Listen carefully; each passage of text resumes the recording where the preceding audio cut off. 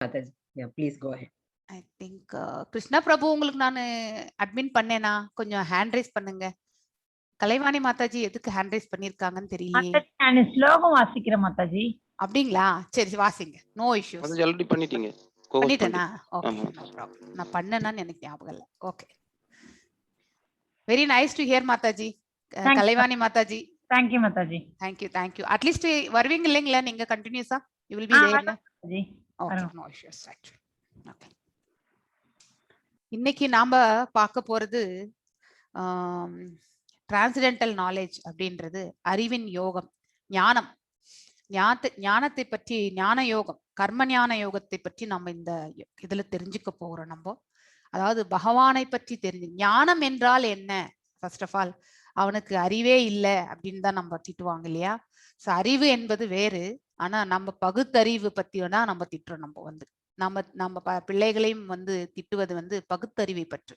உண்மையான அறிவு யாருக்குமே நமக்கு அந்த நாலேஜ் முதல்ல தெரியறதில்ல. பக்தி மார்க்கத்துல போனவங்களுக்கு மட்டும்தான் உண்மையான அறிவு என்ன அப்படிங்கிற அந்த இதுவுமே வெளிப்பாடு அவங்களுக்கு மட்டும்தான் தெரியும். ஸோ ஞானம், அறிவு எல்லாமே ஒண்ணுதான். ஆனா அந்த ஞானம் என்பது என்னன்னாக்கா, ஆத்மாவுக்கும் இந்த உடலுக்கும் இருக்கக்கூடிய சம்பந்தத்தை பற்றி தெரிந்து கொள்வதுதான் ஞானம். அதே பாத்தீங்கன்னாக்கா, இந்த ஆத்மாவுக்கும் பரமாத்மாவுக்கும் இடையிலே இருக்கக்கூடிய அந்த சம்பந்தத்தை பற்றி தெரிந்து கொள்வது பாத்தீங்கன்னாக்கா, உடல், ஆன்மா, பரமாத்மா, இந்த மூன்றையுடைய ரிலேஷன்ஷிப்பை பத்தி நம்ம பேசணும்னா அது விஞ்ஞானம் அப்படின்ட்டு ஆயிடும். இது 7th சாப்டர் ஞான விஞ்ஞான யோகம். அதை பத்தி அங்க படிக்கும்போது இன்னும் டீட்டெயிலா படிப்போம். ஸோ இங்க நாம அறிவை பற்றி, அதாவது ஆத்ம ஞானத்தை பற்றி நாம தெரிந்து கொள்ள போகிறோம். பகவானுடைய அவரை பற்றியான ஞானத்தையும் நாம தெரிந்து கொள்ள போகிறோம். ஸோ நாம ஆனா இப்போ இந்த பௌதீக உலகத்துல, இந்த பிரபஞ்சத்துல இந்த பிரகிருத்தில நாம ஏட்டுக்கல்வியில படிச்சு தெரிஞ்சுக்கிறது எல்லாமே பகுத்தறிவு. அதாவது ஸ்கில்ஸ். இங்க சர்வை ஆகிறதுக்காக நாம தெரிந்து கொள்ளக்கூடிய, அதாவது பாத்தீங்கன்னாக்கா பகுத் அறிவு. அந்த பகுத்தறிவை வச்சுதான் நம்ம இங்க இந்த உலகத்துல நம்ம வாழ முடியும். உண்மையான ஞானம் நமக்கு அடுத்த ஜென்மத்துல எப்படி வாழணும், எங்க நம்ம போய் சேரணும்ன்றத பத்தி சொல்றதுதான் பகுத்தறிவு. ஸோ ஸ்ரீ ராதா கோவிந்தா டிடிஸ்கே நம்மளுடைய பணிவான வணக்கங்களை தெரிவிச்சுட்டு நம்ம இந்த பிரேயர்ஸோட இந்த 4th சாப்டருக்குள்ள போகலாம். ஸோ அவர்களுடைய கருணை இல்லை என்றால் இன்னைக்கு நாம இங்க உட்காந்து பேசவே முடியாது ஆக்சுவலி. ஸோ இவ்வளோ பெரிய ப்ரோக்ராம், 5 லட்சம் டிவோட்டிஸ் இது வரைக்குமே பகவத்கீதை படிச்சிருக்காங்கனாக்கா, வேர்ல்ட்லயே பெங்களூர் இஸ்கான்ல தான் இந்த அளவுக்கு டிவோட்டிஸ் பண்ணியிருக்காங்க, ஹையஸ்ட் லெவல் அப்படிங்கிறதையும் சொல்லியிருக்காங்க. ஸோ அந்த அளவுக்கு பாஸ்ட் 1.5 இயரா இந்த சர்வீஸ் நடந்துட்டு இருக்கு. ஸோ நானுமே இப்போ பார்த்தீங்கன்னாக்கா இது 11வது பேட்ச் ஆக்சுவலி. ஸோ இன்னும் ஒரு பேட்ச் முடிஞ்சா 1 இயர். ஸோ ஆனிவர்சரி மாதிரி ஆயிடுது ஆக்சுவலி. ஸோ பகவான் இந்த அளவுக்கு கருணை புரிந்திருக்கின்றார் அப்படின்னாக்கா, தட் இஸ் ரியலி அவருடைய மர்சியில நம்ம எதையுமே சொல்ல முடியாது. ஸோ அவருக்கு நம்மளுடைய பணிவான வணக்கங்களை தெரிவிச்சுட்டு இன்வொகேஷன் பிரேயர்ஸோட நம்ம இந்த செஷனுக்குள்ள போகலாம். ஓம் நமோ பகவதே வாசுதேவாய. ஓம் நமோ பகவதே வாசுதேவாய. ஓம் நமோ பகவதே வாசுதேவாய. ஓம் அஜ்ஞான திமிராந்தஸ்ய ஞானாஞ்சனய ஷலாக்கய சாக்ஷுர் உன்மிலிதம் ஏன தஸ்மை ஸ்ரீ குரவே நமः. ஸ்ரீ சைத்தன்ய மனோபிஷ்டம் ஸ்தாபிதம் ஏன பூதலே ஸ்வயம் ரூபா கதா மாஹ்யம் ததா ஸ்வபதண்டிகம். हे कृष्णा करुण सिंधु दीनबंधु जगत्पते गोपेशा गोपिका कांता राधा कांता नमोस्तुते.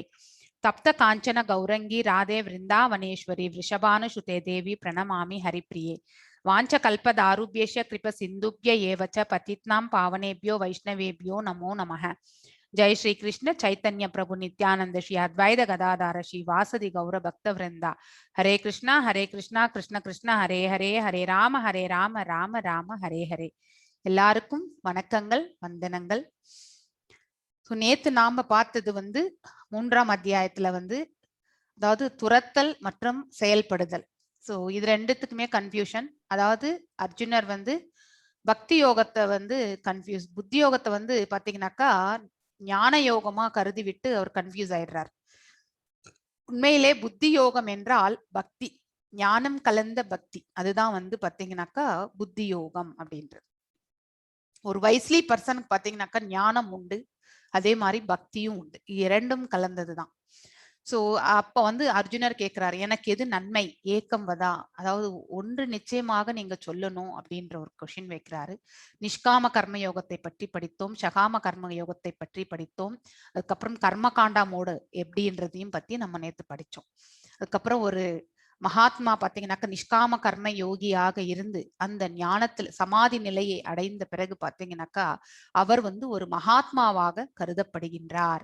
அவர் எந்த ஓமையை அமைத்து கொடுத்து விட்டு செல்கிறாரோ அதையே தான் அவரை பின்பற்றி இருப்பவர்களும் செய்வார்கள். ஃபார் எக்ஸாம்பிள், பகவான் என்ன சொல்லிட்டு போனாரோ அதை கேட்டு நம்ம அதை அப்படியே ஃபாலோ பண்றோம். நம்ம கூட அட்லீஸ்ட் 100% நமக்கு அந்த கிராஸ் பண்ற கெப்பாசிட்டி இல்லைன்னாலும் நமக்கு எந்த அளவுக்கு புரிஞ்சதோ அதை வந்து கண்டிப்பா நம்ம வாழ்க்கையில வந்து நடைமுறையில எடுத்து செல்லணும்ன்ற அந்த ஆர்வம் நமக்கு உண்டு.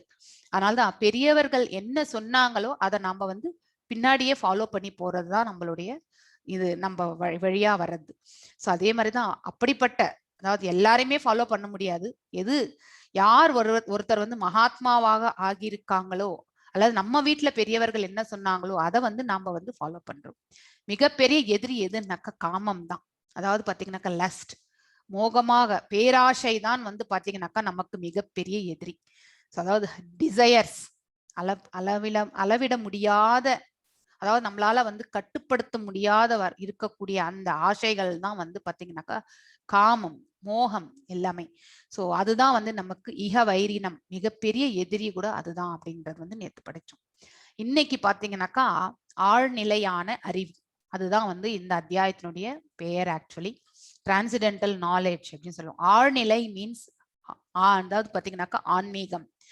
ஆன்மீகத்துல நம்ம highest level, that is the டிரான்ஸ்னாக்கா நம்ம வந்து ஒரு நம்மளுடைய பாதையிலே பாத்தீங்கன்னாக்கா முன்னேறி அந்த பகவானுடைய ஸ்தலத்திற்கு, அதாவது பாத்தீங்கன்னா போகக்கூடிய அந்த மார்க்கத்துல நம்ம வந்து எலிவேட், அதாவது பாத்தீங்கன்னாக்கா மென்மேலும் முன்னேறி செல்கின்றோம்.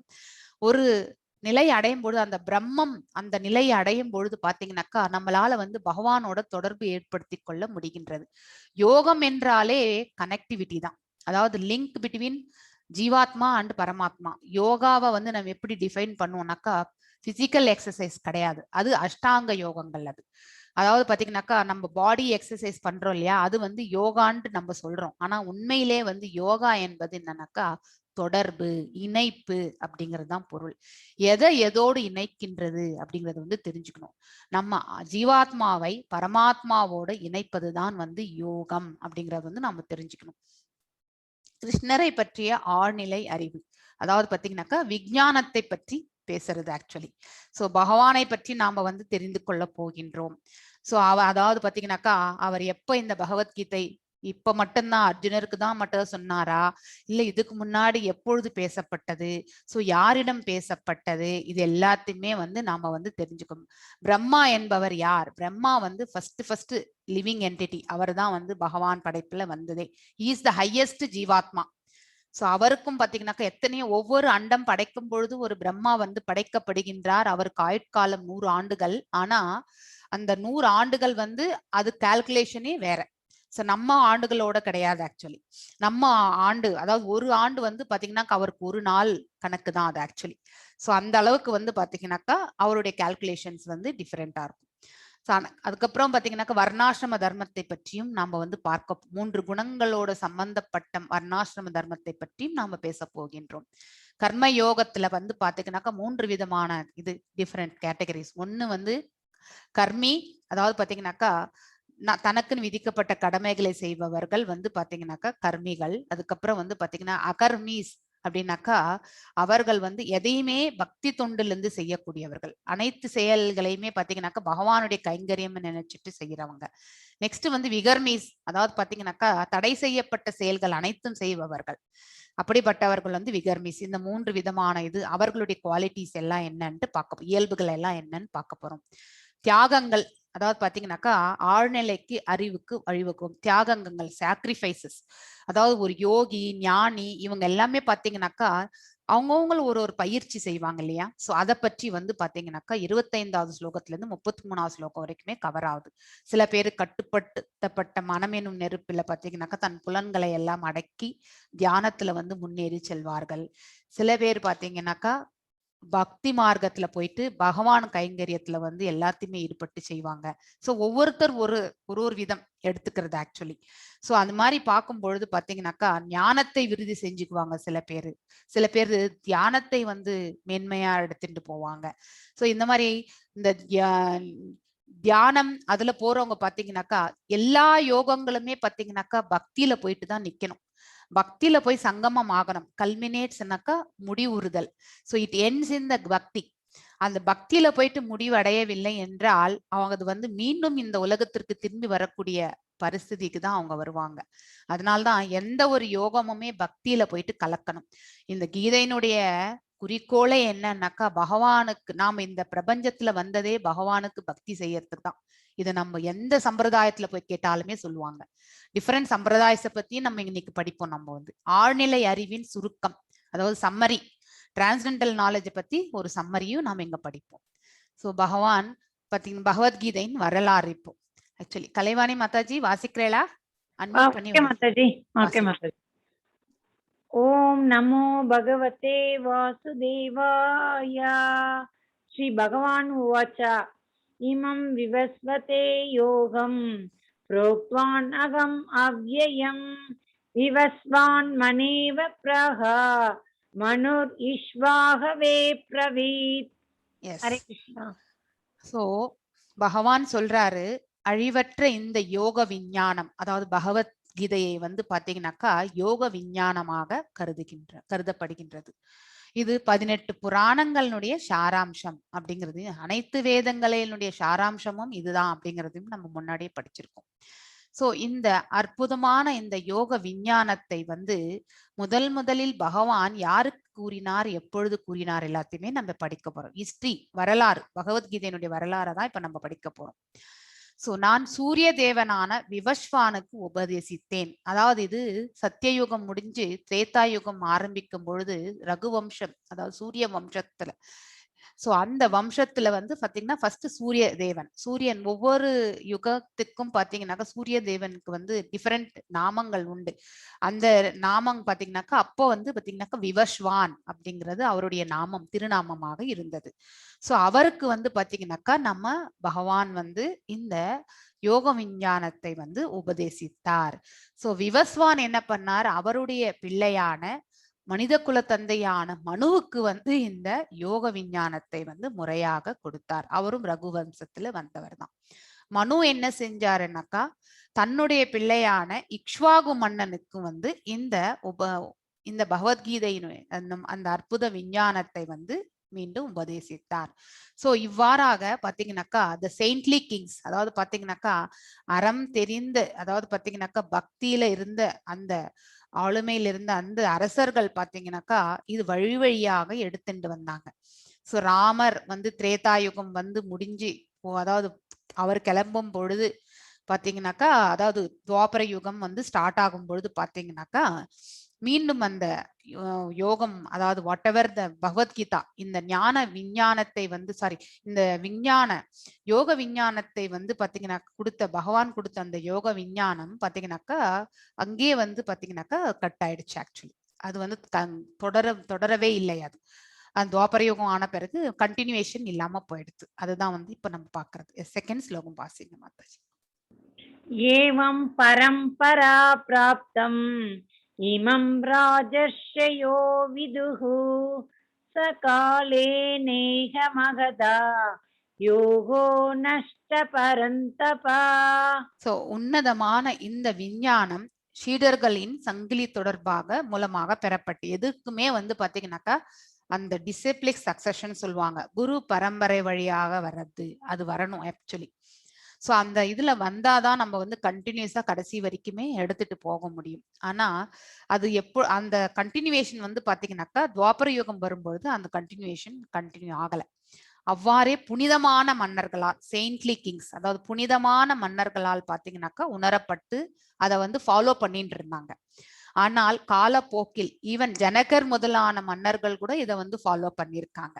காலப்போக்கில் அத்தொடர் விட்டு போகவே இவ்விஞ்ஞானம் மறைந்து விட்டதை போல தோன்றுகின்றது அப்படின்னு சொல்லிட்டு பகவான் வந்து இந்த ஸ்லோகத்துல வந்து சொல்றாரு. ஆக்சுவலி இது நம்ம திரேதாயுகம் முடிஞ்சு துவாபர யுகம், சோ கிருஷ்ண பகவான் ஸ்வயம் ஹி டிசெண்டட் ஆக்சுவலி எங்கன்னாக்கா இந்த உலகத்துல வந்து பாத்தீங்கன்னாக்கா சில சமயத்துல அவரே வரக்கூடிய ஒரு பரிస్థிதி, சில சமயத்துல அவருடைய அவதாரங்களாக சில பேர் வருவாங்க, சில பேர் பாத்தீங்கன்னாக்கா ஆஸ் அ மெசஞ்சரா வரக்கூடிய இந்த இதெல்லாமே நம்ம பார்த்திருக்கோம். ஸோ அது மாதிரி நிறைய இன்கார்னேஷன்ஸ் அவரது, அதை நம்ம தெரிஞ்சுக்கணும். ஸோ இங்க வந்து பாத்தீங்கன்னாக்கா 4 விதமான சம்பிரதாயங்கள் ஆக்சுவலி. ஸோ ஃபர்ஸ்ட் பாத்தீங்கன்னாக்கா பிரம்மர். ஸோ கிருஷ்ணர் படைப்புல ஃபர்ஸ்ட் பிரம்மாவும் அவர் தான் ஃபர்ஸ்ட் லிவிங் என்டிட்டியே, அவர் தான் ஃபர்ஸ்ட் உயிர் வாழி இந்த உலகத்துல வந்து படைக்கப்பட்டது. ஸோ மனதிலிருந்து 25 பேர் வந்து பகவானுடைய மனதிலிருந்து தோன்றியவர்கள் என்று பின்னாடி நம்ம படிப்போம். அதுல ஃபர்ஸ்ட் பிரம்மா என்ன பண்ணாருனாக்கா, அவர் அந்த சம்பிரதாயம், அதாவது பிரம்ம கௌடிய வைஷ்ணவ சம்பிரதாயம் இது ஆக்சுவலி மத்வாச்சாரியாருடைய சம்பிரதாயம். ஸோ நம்ம இஸ்கான் ஃபாலோ பண்றது மத்வாச்சாரியா சம்பிரதாயத்தை தான் ஃபாலோ பண்றது.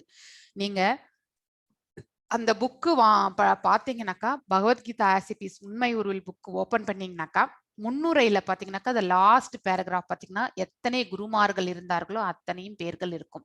அதுல லாஸ்ட்ல வந்து நம்ம பிரபுபாதாவோட நேம் இருக்கும் ஆக்சுவலி. நெக்ஸ்ட் பாத்தீங்கன்னாக்கா லக்ஷ்மி சம்பிரதாயம், ஸ்ரீ சம்பிரதாயம், அதாவது ஸ்ரீ வைஷ்ணவ சம்பிரதாயம் அப்படின்றது நமக்கு தெரியும். அதாவது ராமானுஜாச்சாரியாருடைய சம்பிரதாயம். ஸோ இவங்களுடைய பாலிசி, அதாவது பாத்தீங்கன்னாக்கா நம்ம பிரம்ம கௌடிய வைஷ்ணவ சம்பிரதாயம் வந்து துவைத பிலாசபி அவங்க ஃபாலோ பண்றது. நம்ம ஸ்ரீ வைஷ்ணவ சம்பிரதாயம் வந்து பாத்தீங்கன்னாக்கா விசிஷ்டாத்வைத சம்பிரதாயம் அவங்க ஃபாலோ பண்றது. சிவன் இது பாத்தீங்கன்னாக்கா ருத்ர சம்பிரதாயம், அதாவது விஷ்ணு சுவாமி அவங்களுடைய சம்பிரதாயம் வந்து ருத்ர சம்பிரதாயம். இந்த சனதா, சனகா, சனத்குமாரா, சனகா இவங்க வந்து பாத்தீங்கன்னாக்கா 4 குமாரர்கள் வந்து அதாவது பிரம்மருடைய ஸ்பிரிச்சுவல் எனர்ஜில மட்டுமே உருவானவர்கள். இவங்க 4 பேரை எதுக்கு படைத்தார் பிரம்மர்னாக்கா, இவங்களால போய் 4 திக்குகள் போயிட்டு இந்த மனித சமுதாயம் வந்து டெவலப் பண்ணணும்ன்றதுக்காக தான் படிச்சார். ஆனா அவங்க வந்து பிரம்மாவுடைய ஆன்மீக ஆற்றல்ல மட்டுமே பிறந்தவர்கள் என்பதால் அவர்கள் வந்து பாத்தீங்கன்னாக்கா they become a saintly people. அவங்க வந்து இந்த இந்த பௌதிக உலகத்துக்கு சம்பந்தப்பட்ட செயல்கள்ல அவங்களுக்கு ஈடுபாடு இல்லாம அவங்க அங்கேயே இருந்துட்டாங்க. ஸோ அந்த சம்பிரதாயத்துல வரவங்க பாத்தீங்கன்னாக்கா நிம்பர்காச்சாரியா அவர் தான் வந்து குரு ஆக்சுவலி. ஸோ இந்த மாதிரி வந்து பாத்தீங்கன்னாக்கா 4 விதமான சம்பிரதாயம், இதெல்லாமே ஆத்தன்டிக் குரு பரம்பரைகள் இது எல்லாமே. ஸோ இவங்க எல்லாருமே பாத்தீங்கன்னாக்கா குறிக்கோளே வந்து பாத்தீங்கன்னாக்கா பகவான் வந்துதான் அனாதியானவன். ஸோ பிரம்மர் கூட பாத்தீங்கன்னாக்கா பிரம்ம சமீதா பாடி இருக்கார். ஸோ அவர் கூட நீங்க எப்பயோ டைம் இருக்கும்போது வேதாபேஸ்ல போயிட்டு படிக்கலாம். ஸோ அனாதிம் அச்சுத, அதாவது பாத்தீங்கன்னாக்கா அனாதிம், அதாவது பாத்தீங்கன்னாக்கா அனந்த ரூபம் அப்படிங்கிறது, அதாவது ஹீஸ் த எண்ட்லெஸ், அதாவது பாத்தீங்கன்னாக்கா எல்லையற்றவர். அவர் வந்து அனந்தா மீன்ஸ் எல்லையற்றவர், அன்லிமிட்டட்ன்றது அர்த்தம். அதே மாதிரி அச்சுதா அப்படின்னாக்கா பாத்தீங்கன்னாக்கா இன்ஃபாலபிள், தவறி விழாதவர். ஏன்னா அவர் 3 குணங்களுக்குமே அப்பாற்பட்டவர். ஸோ நாம் இந்த ஜட சக்திகள் எல்லாமே அவர்கிட்ட இருந்து பிரிந்து வந்ததுன்ட்டு பின்னாடி வரக்கூடிய சாப்டர்ஸ்ல நம்ம படிப்போம். ஆனா லிட்டில் இன்ஃபர்மேஷன் நான் இப்ப கொடுக்குறேன். 3 குணங்கள் வந்து பாத்தீங்கன்னாக்கா இந்த பௌதிக உலகத்திற்கு மட்டுமே சம்பந்தப்பட்டது. ஸோ இந்த ஆன்மீக உலகம் பாத்தீங்கன்னாக்கா 3 குணங்களுக்குமே அப்பாற்பட்ட அந்த நிலை தான் வந்து பாத்தீங்கன்னாக்கா ஆன்மீக உலகம். ஆனா பௌதிக உலகம் நீங்க வந்து இந்த மண்ணுல விழுந்த உடனே இந்த 3 குணங்கள்ல ஏதோ ஒரு குணத்தோட நாம வந்து ஐக்கியம் ஆயிடுவோம் மெஜாரிட்டியா. சில சமயத்துல அதாவது 80-90% நம்ம ஒரு பர்டிகுலர் குணத்தோட வாழ்ந்தா 10% ஒரு டைனமிக் சுச்சுவேஷன்ல நாம பாத்தீங்கன்னாக்கா சத்வத்தையும் நம்ம வெளிப்படுத்தலாம், ரஜோவையும் வெளிப்படுத்தலாம், இல்லை தமசனா வெளிப்படுத்தலாம். சத்வகுணம் வந்து உன்னதமான குணம், அதாவது பாத்தீங்கன்னா நன்மையை பயக்கக்கூடிய குணம். அவங்களுடைய இலக்கு பாத்தீங்கன்னாக்கா சந்தோஷம். அதனால்தான் அவங்களும் கட்டுண்டவர்களாகி விடுகின்றார்கள். நெக்ஸ்ட் பாத்தீங்கன்னாக்கா ரஜோகுணம். ரஜோகுணத்துல பாத்தீங்கன்னாக்கா பேராசை எல்லாமே உண்டு அவங்களுக்கு, அதாவது எதையிலுமே ஆர்வம் ஜாஸ்தி, அதிகமான ஈடுபாடு, இந்த மாதிரி ஒரு டிசையர்ஸ் ஜாஸ்தி. அவங்க பாத்தீங்கன்னாக்கா அவங்களுடைய இலக்கு வந்து பாத்தீங்கன்னாக்கா அவங்களுடைய இது வந்து எல்லாத்துலயுமே வந்து அவங்க தான் டாமினண்டா இருக்கணும்ன்ற அந்த இது ஆளுமை எல்லாமே உண்டு அவங்களுக்கு. ஸோ அது வந்து பாத்தீங்கன்னாக்கா நமக்கு வந்து அதுவும் கட்டுண்டவர்களாகி மீண்டும் இந்த உலகத்துக்கே நம்ம திரும்பி வருகின்றோம். அதுக்கப்புறம் தாம்சிக் நேச்சர், இவங்களுக்கு நல்லது கெட்டது எதுவுமே தெரியாது, பைத்தியகாரத்தனமான செயல்கள் தான் இவங்க செய்வாங்க. மெஜாரிட்டி ஆஃப் இன்டாக்சிகேஷன் பீப்புள் எல்லாமே பாத்தீங்கன்னாக்கா தமஸ் குணம் தான். ஏதோ ஒரு அதாவது கெட்ட பழக்கத்துக்கு நாம் அடிமை ஆகின்றோம் என்றால் அவங்க வந்து பாத்தீங்கன்னாக்கா தாம்சிக் நேச்சர், ஈவன் அடமன்சி, அதாவது பாத்தீங்கன்னாக்கா பிளெக்சிபிளே இல்லாம நல்ல, அதாவது பாத்தீங்கன்னா எந்த கெட்ட பழக்கமே இருக்காது, ஆனா அவங்க ரொம்ப அடமெண்டா இருப்பாங்க, ஒத்துக்கவே மாட்டாங்க, லைஃப்ல வாதம் பண்ணியே சாதிப்பாங்க, அவங்க சொல்றதுதான் ரைட் அப்படிங்கிற அந்த இது இருக்கும். தட் இஸ் செல்ஃப் ஏ தாம்சிக் நேச்சர். ஆக்சுவலி தாம்சிக் நேச்சர் இருக்கிறவங்க வந்து they have to elevate actually. So அவங்க வந்து டைரக்டா நம்ம சத்துவகுணத்துக்கு போகிறது என்பது மிகவும் கடினமானது. ஒரு குருனுடைய அனுகிரகம் இருந்தா மட்டுமே அவங்க வந்து இந்த தமஸ் குணத்துல இருந்து பாத்தீங்கன்னாக்கா சத்துவகுணத்துக்கு எலிவேட் ஆக முடியும். ஆனா ரஜஸ்ல இருந்து கண்டிப்பாக சத்துவகுணத்துக்கு எலிவேட் ஆகிறதுக்கு மார்க்கம் உண்டு. ஆனா தாம்சிக் நேச்சர், ஏன்னா அவங்க அறியாமையிலே உழன்று இருப்பாங்க. அவங்க வந்து இந்த what ever they think they do is the right அவங்களுக்கு. ஸோ அவங்க அடுத்தவர்களை பற்றி அவர்கள் கண்டிப்பாக யோசிக்கவே மாட்டாங்க. They will think only about them self. So அதனாலதான் அவங்க தவறுகள் நிறைய இழைப்பார்கள். ஆனா அதை தவறு என்று அவர்கள் உணர மாட்டார்கள், ஏன்னா அறியாமையில் அவர்கள் உழண்டிருப்பவர்கள். ஸோ இதுதான் வந்து 3 குணங்களுடைய இது. பேசிக்கா இத ஐடியா நான் கொடுத்திருக்கேன் உங்களுக்கு. ஸோ இந்த பௌதீக உலகமே வந்து இந்த 3 குணங்களோட கட்டுப்பட்டது. ஸோ நாம் எல்லாருமே இந்த 3 குணங்களோட கட்டுப்பட்டிருப்பதால் நாம் எல்லாருமே கட்டுண்ட ஆத்மாக்களாக ஆகிவிடுகின்றோம். நாம விடுதலை அடைய வேண்டிய ஆத்மாக்கள் ஆக்சுவலி. ஆனா அந்த நிலைக்கு போகணும்னா நாம பகவானுடைய கைங்கரியத்துல ஈடுபடணும். எஸ் எஸ் மாதாஜி வாசிங்க. ஆனால் நீங்கள் எப்படி சமகாலத்தவர்? ஸோ ஏன்னா இப்ப வந்து கொஷின் கேட்கிறார் அர்ஜுனர். ஸோ இந்த உபதேசம் எல்லாம் சூரிய கடவுள் இது எல்லாருக்கும் சொன்னேன்னு சொல்றாரு இல்லையா? நாம் பிறக்கும் பொழுதுதான் நீங்க இந்த உலகத்துக்கு வந்தீங்க, அதனால நாம 2 பேருமே சமகாலத்தவர்கள் அல்லவா? உங்களை விட பெரியவன் அல்லவா சூரிய தேவன்? ஸோ நீங்க எப்படி அவருக்கு இந்த போதனை செய்தீங்க அப்படின்ற ஒரு கொஷின் வந்து வைக்கிறார். ஏன்னா இது ஜென்ரலா நாம கூட வந்து இந்த மாதிரி அர்ஜுனன் கேட்கக்கூடிய கேள்விகள் அனைத்துமே நம்ம சார்பில் தான் கேட்கிறார். அதை நம்ம தெரிஞ்சுக்கணும். ஏன்னா நாம வந்து உடலாலதான் ஐடென்டிபிகேஷன். பகவான் நித்தியமானவர். அவர் வந்து பாத்தீங்கன்னாக்கா உடலும் ஆன்மாவும் வந்து பாத்தீங்கன்னாக்கா இட் இஸ் எட்டர்னல், அதாவது பாத்தீங்கன்னா நித்தியமானது, அழிவற்றது எப்பொழுதுமே அப்படிங்கறது வந்து தெரிஞ்சுக்கணும். ஆனா நம்ம வந்து இந்த பௌதிக உலகத்துக்கு சம்பந்தப்பட்ட பொருட்களால் ஆனதுதான் இந்த ஸ்தூல உடல். பஞ்சபூதங்கள் வந்து இந்த பௌதிக உலகத்துக்கு சம்பந்தப்பட்டது. ஷட்டில் பாடியும் பாத்தீங்கன்னாக்கா அதாவது ஃபால்ஸ் ஈகோ, அகங்காரம், அதுக்கப்புறம் பாத்தீங்கன்னாக்கா அறிவு, மனம், இது எல்லாமே கூட இந்த பௌதிக உலகத்துக்கு சம்பந்தப்பட்டதுதான். இதோட தான் அந்த ஷட்டில் பாடி, அதாவது சூக்ஷ்மத்தோட அந்த ஆத்மாவும் கலந்துதான் இந்த உலகத்துல வந்து நாம வந்து ஒரு தாயினுடைய கருவுல வந்து நம்ம வந்து ஜனிக்கிறோம் இல்லையா? சூலமும் சூக்ஷ்மமாக கலந்து காம்பினேஷனோட தான் நம்ம வரோம். சோ இந்த உடல் வந்து இந்த மண்ணுக்கு மட்டும்தான் சொந்தம். இது இங்கேதான் நாம் இங்கே பிறக்கின்றது, இங்கேயே மடிகின்றது. சோ இதை எங்கேயும் எடுத்துட்டு போக முடியாது. ஆனா ஆத்மா வந்து இந்த உடல்ல தங்கி இருந்துட்டு கிளம்புறது. சோ நாம் என்னென்ன செய்தோமோ அதனுடைய பலன்கள் அனைத்தையுமே நம்ம வந்து ஃபியூச்சர் லைஃப்ல கண்டிப்பாக, அது நன்மையாக இருந்தாலும் தீமையாக இருந்தாலும் நாம் அதை கண்டிப்பாக அனுபவிக்கத்தான் வேண்டும். சோ உண்மையிலே கடவுள் யாரையுமே வந்து பனிஷ் பண்றது கிடையாது. God never punishes. நாம செய்த கர்மங்களுடைய விளைவுகள் தான் நாம் இன்னைக்கு நன்மையும் அடைகின்றோம், தீமையும் அடைகின்றோம். சோ அந்த நாலேஜ் நாம கண்டிப்பா எடுத்துட்டு போகணும். That's where we need to understand. நாம வந்து ஏதோ தவறு செஞ்சுட்டா பகவான் நம்மளை எவ்வளோ தண்டிக்கிறாரே சோதிக்கிறாருன்னு நினைக்கலாம். நம்ம கண்டிப்பாக கிடையாது. பகவான் வந்து கருணை உள்ளவர். சோ நாம எப்பயாவது ஒரு வாட்டினா நம்ம வந்து பகவானுடைய நாமத்தை சொன்னோமான்ட்டு பார்த்துட்டு நமக்கு ஒரு, அதாவது ஒரு டீச்சர் வந்து பாத்தீங்கன்னாக்கா ஃபைனல் எக்ஸாம் பேப்பர் கரெக்ஷன் பண்ணும்போது பாஸ் பண்றதுக்கு 1 மார்க் 2 மார்க் கம்மியா இருந்தாக்கா எங்கேயாவது அவன் ஒரு நல்ல ஒரு இம்பார்ட்டன்ட் வேர்டு அந்த கொஸ்டின் ரிலேட்டடா இருக்கான்னு தேடி புடிச்சு அதுக்கு ஒரு மார்க் கொடுத்து அந்த பையனை பாஸ் பண்ண வைக்கணும்னு நினைப்பாங்க இல்லையா? அதே மென்டாலிட்டி தான் நம்மளுடைய பகவானுக்கு கூட. நாம கூட எங்கேயாவது சின்னதா நம்ம வந்து பகவானுடைய கைங்கரியம் பண்ணிருப்போமா, இல்ல அவருடைய நாமத்தை சொல்லியிருப்போமா அப்படின்ற அந்த அக்கௌண்ட் புக்ஸ்ல தேடி புடிச்சு அதுக்காக அவனை வந்து ஒரு அந்த நல்மார்க்கத்துக்கு கொடுக்கணுமே என்ற அந்த எண்ணம் தான் பகவானுக்கு எப்பொழுதுமே. அதனாலதான் மழைக்காவது நம்ம வந்து கண்டிப்பா ஒரு இதுக்கு ஒதுங்குற மாதிரி அட்லீஸ்ட் நம்மளுடைய லைஃப் ஃபியூச்சர் லைஃப்காவது நம்ம வந்து இந்த நாலேஜை தெரிஞ்ச பிறகு கண்டிப்பா பகவானுடைய கைங்கரியத்துல நம்ம ஈடுபடணும்ன்ற அந்த மனசை நம்ம ஏற்படுத்தி கொள்ளணும். ஸ்ரீ பகவானு வாச்ச பகுனி மே வியாதிதானி ஜன்மானி தவார்ஜுனா தாம் யகம் வேத சர்வாணி நத்வம் வேத பரந்தபகா. அதாவது பாத்தீங்கன்னாக்கா பகவான் சொல்றாரு, நீயும் நானும் பற்பல பிறவிகளை கடந்துள்ளோம். எஸ், பகவான் நம்ம அர்ஜுனரும் கிருஷ்ணரும் பார்த்தீங்கன்னாக்கா பற்பல பிறவிகளை முன்னாடி வந்திருக்காங்க. நாராயணனாக வந்திருக்கிறார்கள். அதுக்கப்புறம் பார்த்தீங்கன்னாக்கா ராம லக்ஷ்மணனாக வந்திருக்கிறார்கள். இப்ப பார்த்தீங்கன்னாக்கா இப்ப வந்து அர்ஜுனன் மற்றும் கிருஷ்ணராக வந்திருக்கிறார்கள் அவர்கள்.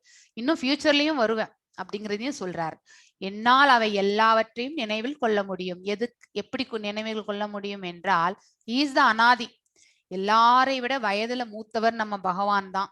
ஆனா எல்லாரை விட சின்னவராக காண்பவரும் அவர்தான் வயதுல. ஏன்னா ஹி இஸ் ஆல்வேஸ் எட்டர்னல், நித்தியமான உருவத்தோட. நம்ம எங்கேயாவது வயோதிகமான பிக்சர்ல கடவுளை பார்த்திருக்கோமா? இல்லவே கிடையாது. அதே வந்து பிரம்மாவை பார்த்தீங்கன்னா நம்ம வந்து வயோதிகமான பிக்சர்ல கண்டிப்பாக நம்ம பார்க்கிறோம் இல்லையா?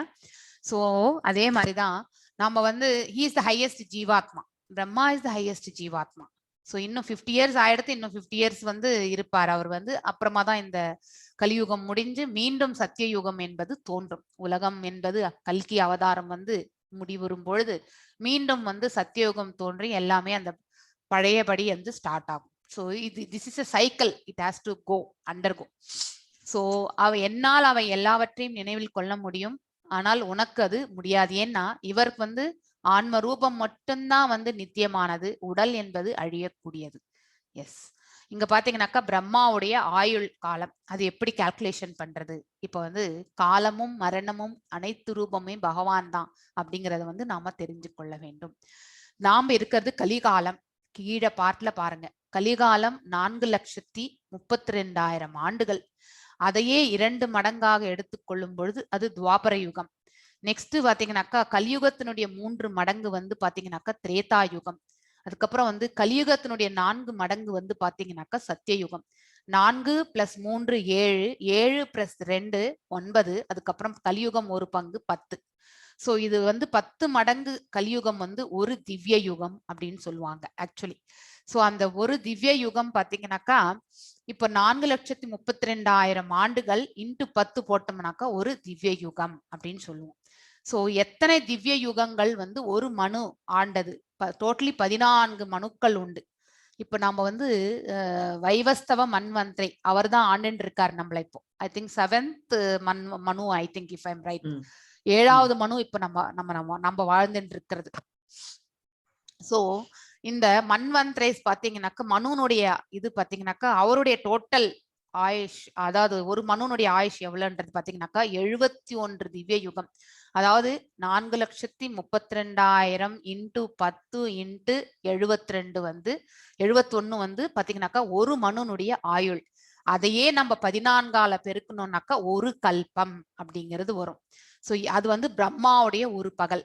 சோ அதையே வந்து அதே அளவுக்கு தான் நீண்டது அவருடைய இரவு கூட அப்படிங்கறது வந்து நாம தெரிஞ்சுக்கணும். சோ எத்தனை கல்பங்கள் வந்து பிரம்மாவுடைய இதுனாக்கா 36,000 கல்பங்கள் தான். அதாவது 311.04 லட்ச கோடி ஆண்டுகள் வந்து பிரம்மாவனுடைய ஆயுள். இதுல பாதி முடிஞ்சிருக்குனாக்கா 152 முடிஞ்சிடுச்சு ஆக்சுவலி.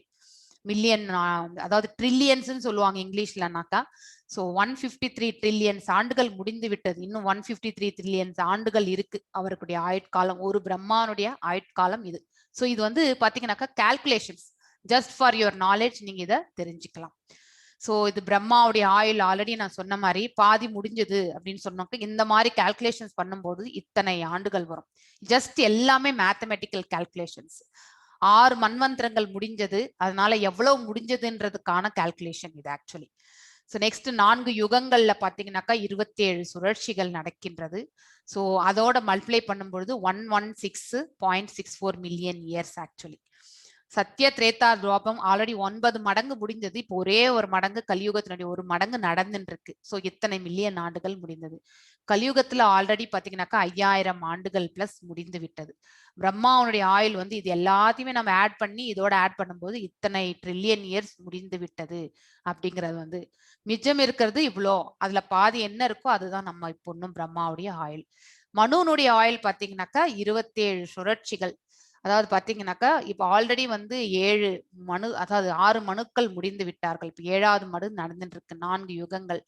அது வந்து கால்குலேஷன். ஒரு கலியுகத்தினுடைய இது வந்து அதனுடைய 10 மடங்கு பாத்தீங்கன்னாக்கா 4 யுகங்களுடைய டோட்டல் டியூரேஷன் 27 சுழற்சிகள் முடிஞ்சிருக்கு. ஸோ அதனால வந்து அது 27ஆல வந்து மல்டிப்ளை பண்றாங்க.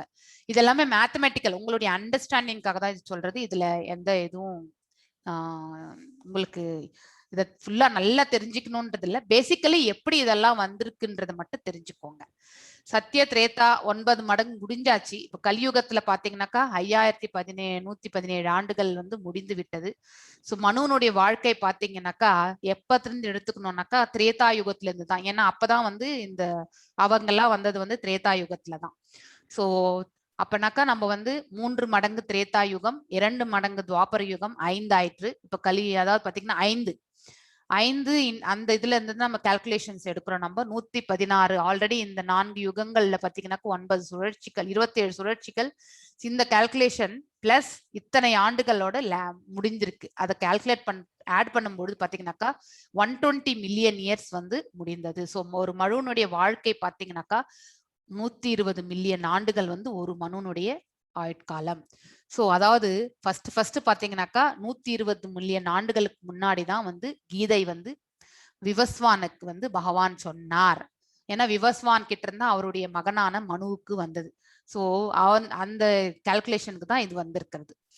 கீதை இந்த புவியில் தோன்றிய காலம் பாத்தீங்கன்னாக்கா திரேதாயுகத்தின் தொடக்கத்தில் விவஸ்வானால் மனுவான இந்த உறவின் விஞ்ஞானம் வழங்கப்பட்டது. மனு மனித குலத்தின் தந்தையாக இருந்ததால் இந்த பூமி கிரகத்தின் ராஜாவான தனது மகனான இஷ்வாகு மன்னனுக்கு கொடுத்தார். சோ ராமச்சந்திரர் தோன்றிய ரகுவம்சத்தின் முன்னோடி ஆகையால் மகாராஜா இக்ஷ்வாகு காலத்திலிருந்தே மனித சமுதாயத்தில் பகவத்கீதை இருந்தது. சோ அப்ப இருந்ததுன்றதுக்காக ஒரு இது. சோ அப்ப பார்க்கும்போது 5 இன்ட்டு இந்த 4 லேக், ஏன்னா 3 மடங்கு திரேதாயுகம், 2 மடங்கு துவாபர யுகம். அதை வந்து ஒரு மடங்கா அதாவது கலியுகத்துல மல்டிப்ளை பண்ணும்போது 2000 அதாவது பாத்தீங்கன்னா 2 லட்சம் வராது, 21,60,000 ஆண்டுகள் வந்து பாத்தீங்கன்னாக்கா அத்தனை ஆண்டுகளுக்கு முன்பு வந்து பாத்தீங்கன்னாக்கா நம்ம பகவத்கீதை பேசப்பட்டது. ஸோ பூமியில் வந்தது 2 மில்லியன் அப்ராக்சிமேட்லி 2 மில்லியன் சொல்லியிருக்காங்க.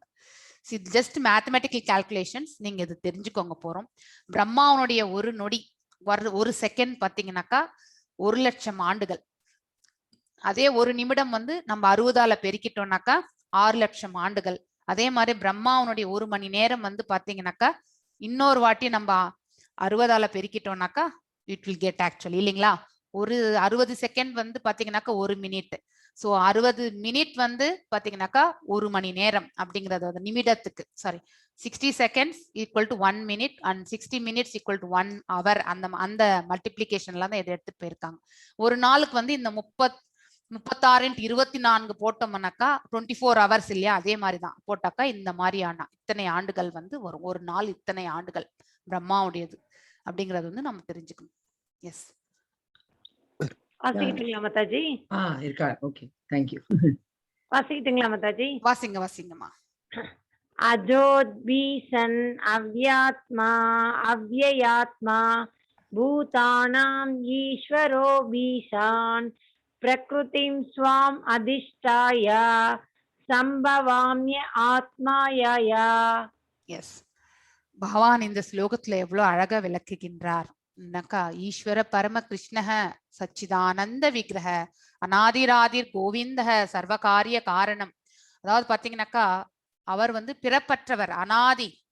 சோ அதாவது பாத்தீங்கன்னாக்கா he is the source of all அப்படிங்கறத வந்து நம்ம தெரிஞ்சுக்கணும். சோ நான் பிறப்பற்றவனாக இருந்தாலும் he is unborn, அதாவது பாத்தீங்கன்னாக்கா பிறப்பற்றவர். எனது திவ்யமான உடல் அழிவற்றதாக இருந்தாலும் சோ அவர் வந்து அந்த தெய்வீகமான உடலை பொருந்திய அவர் எப்பொழுதுமே அழிவற்ற உடலை அவர் ஏற்றுக்கொண்டுள்ளார்.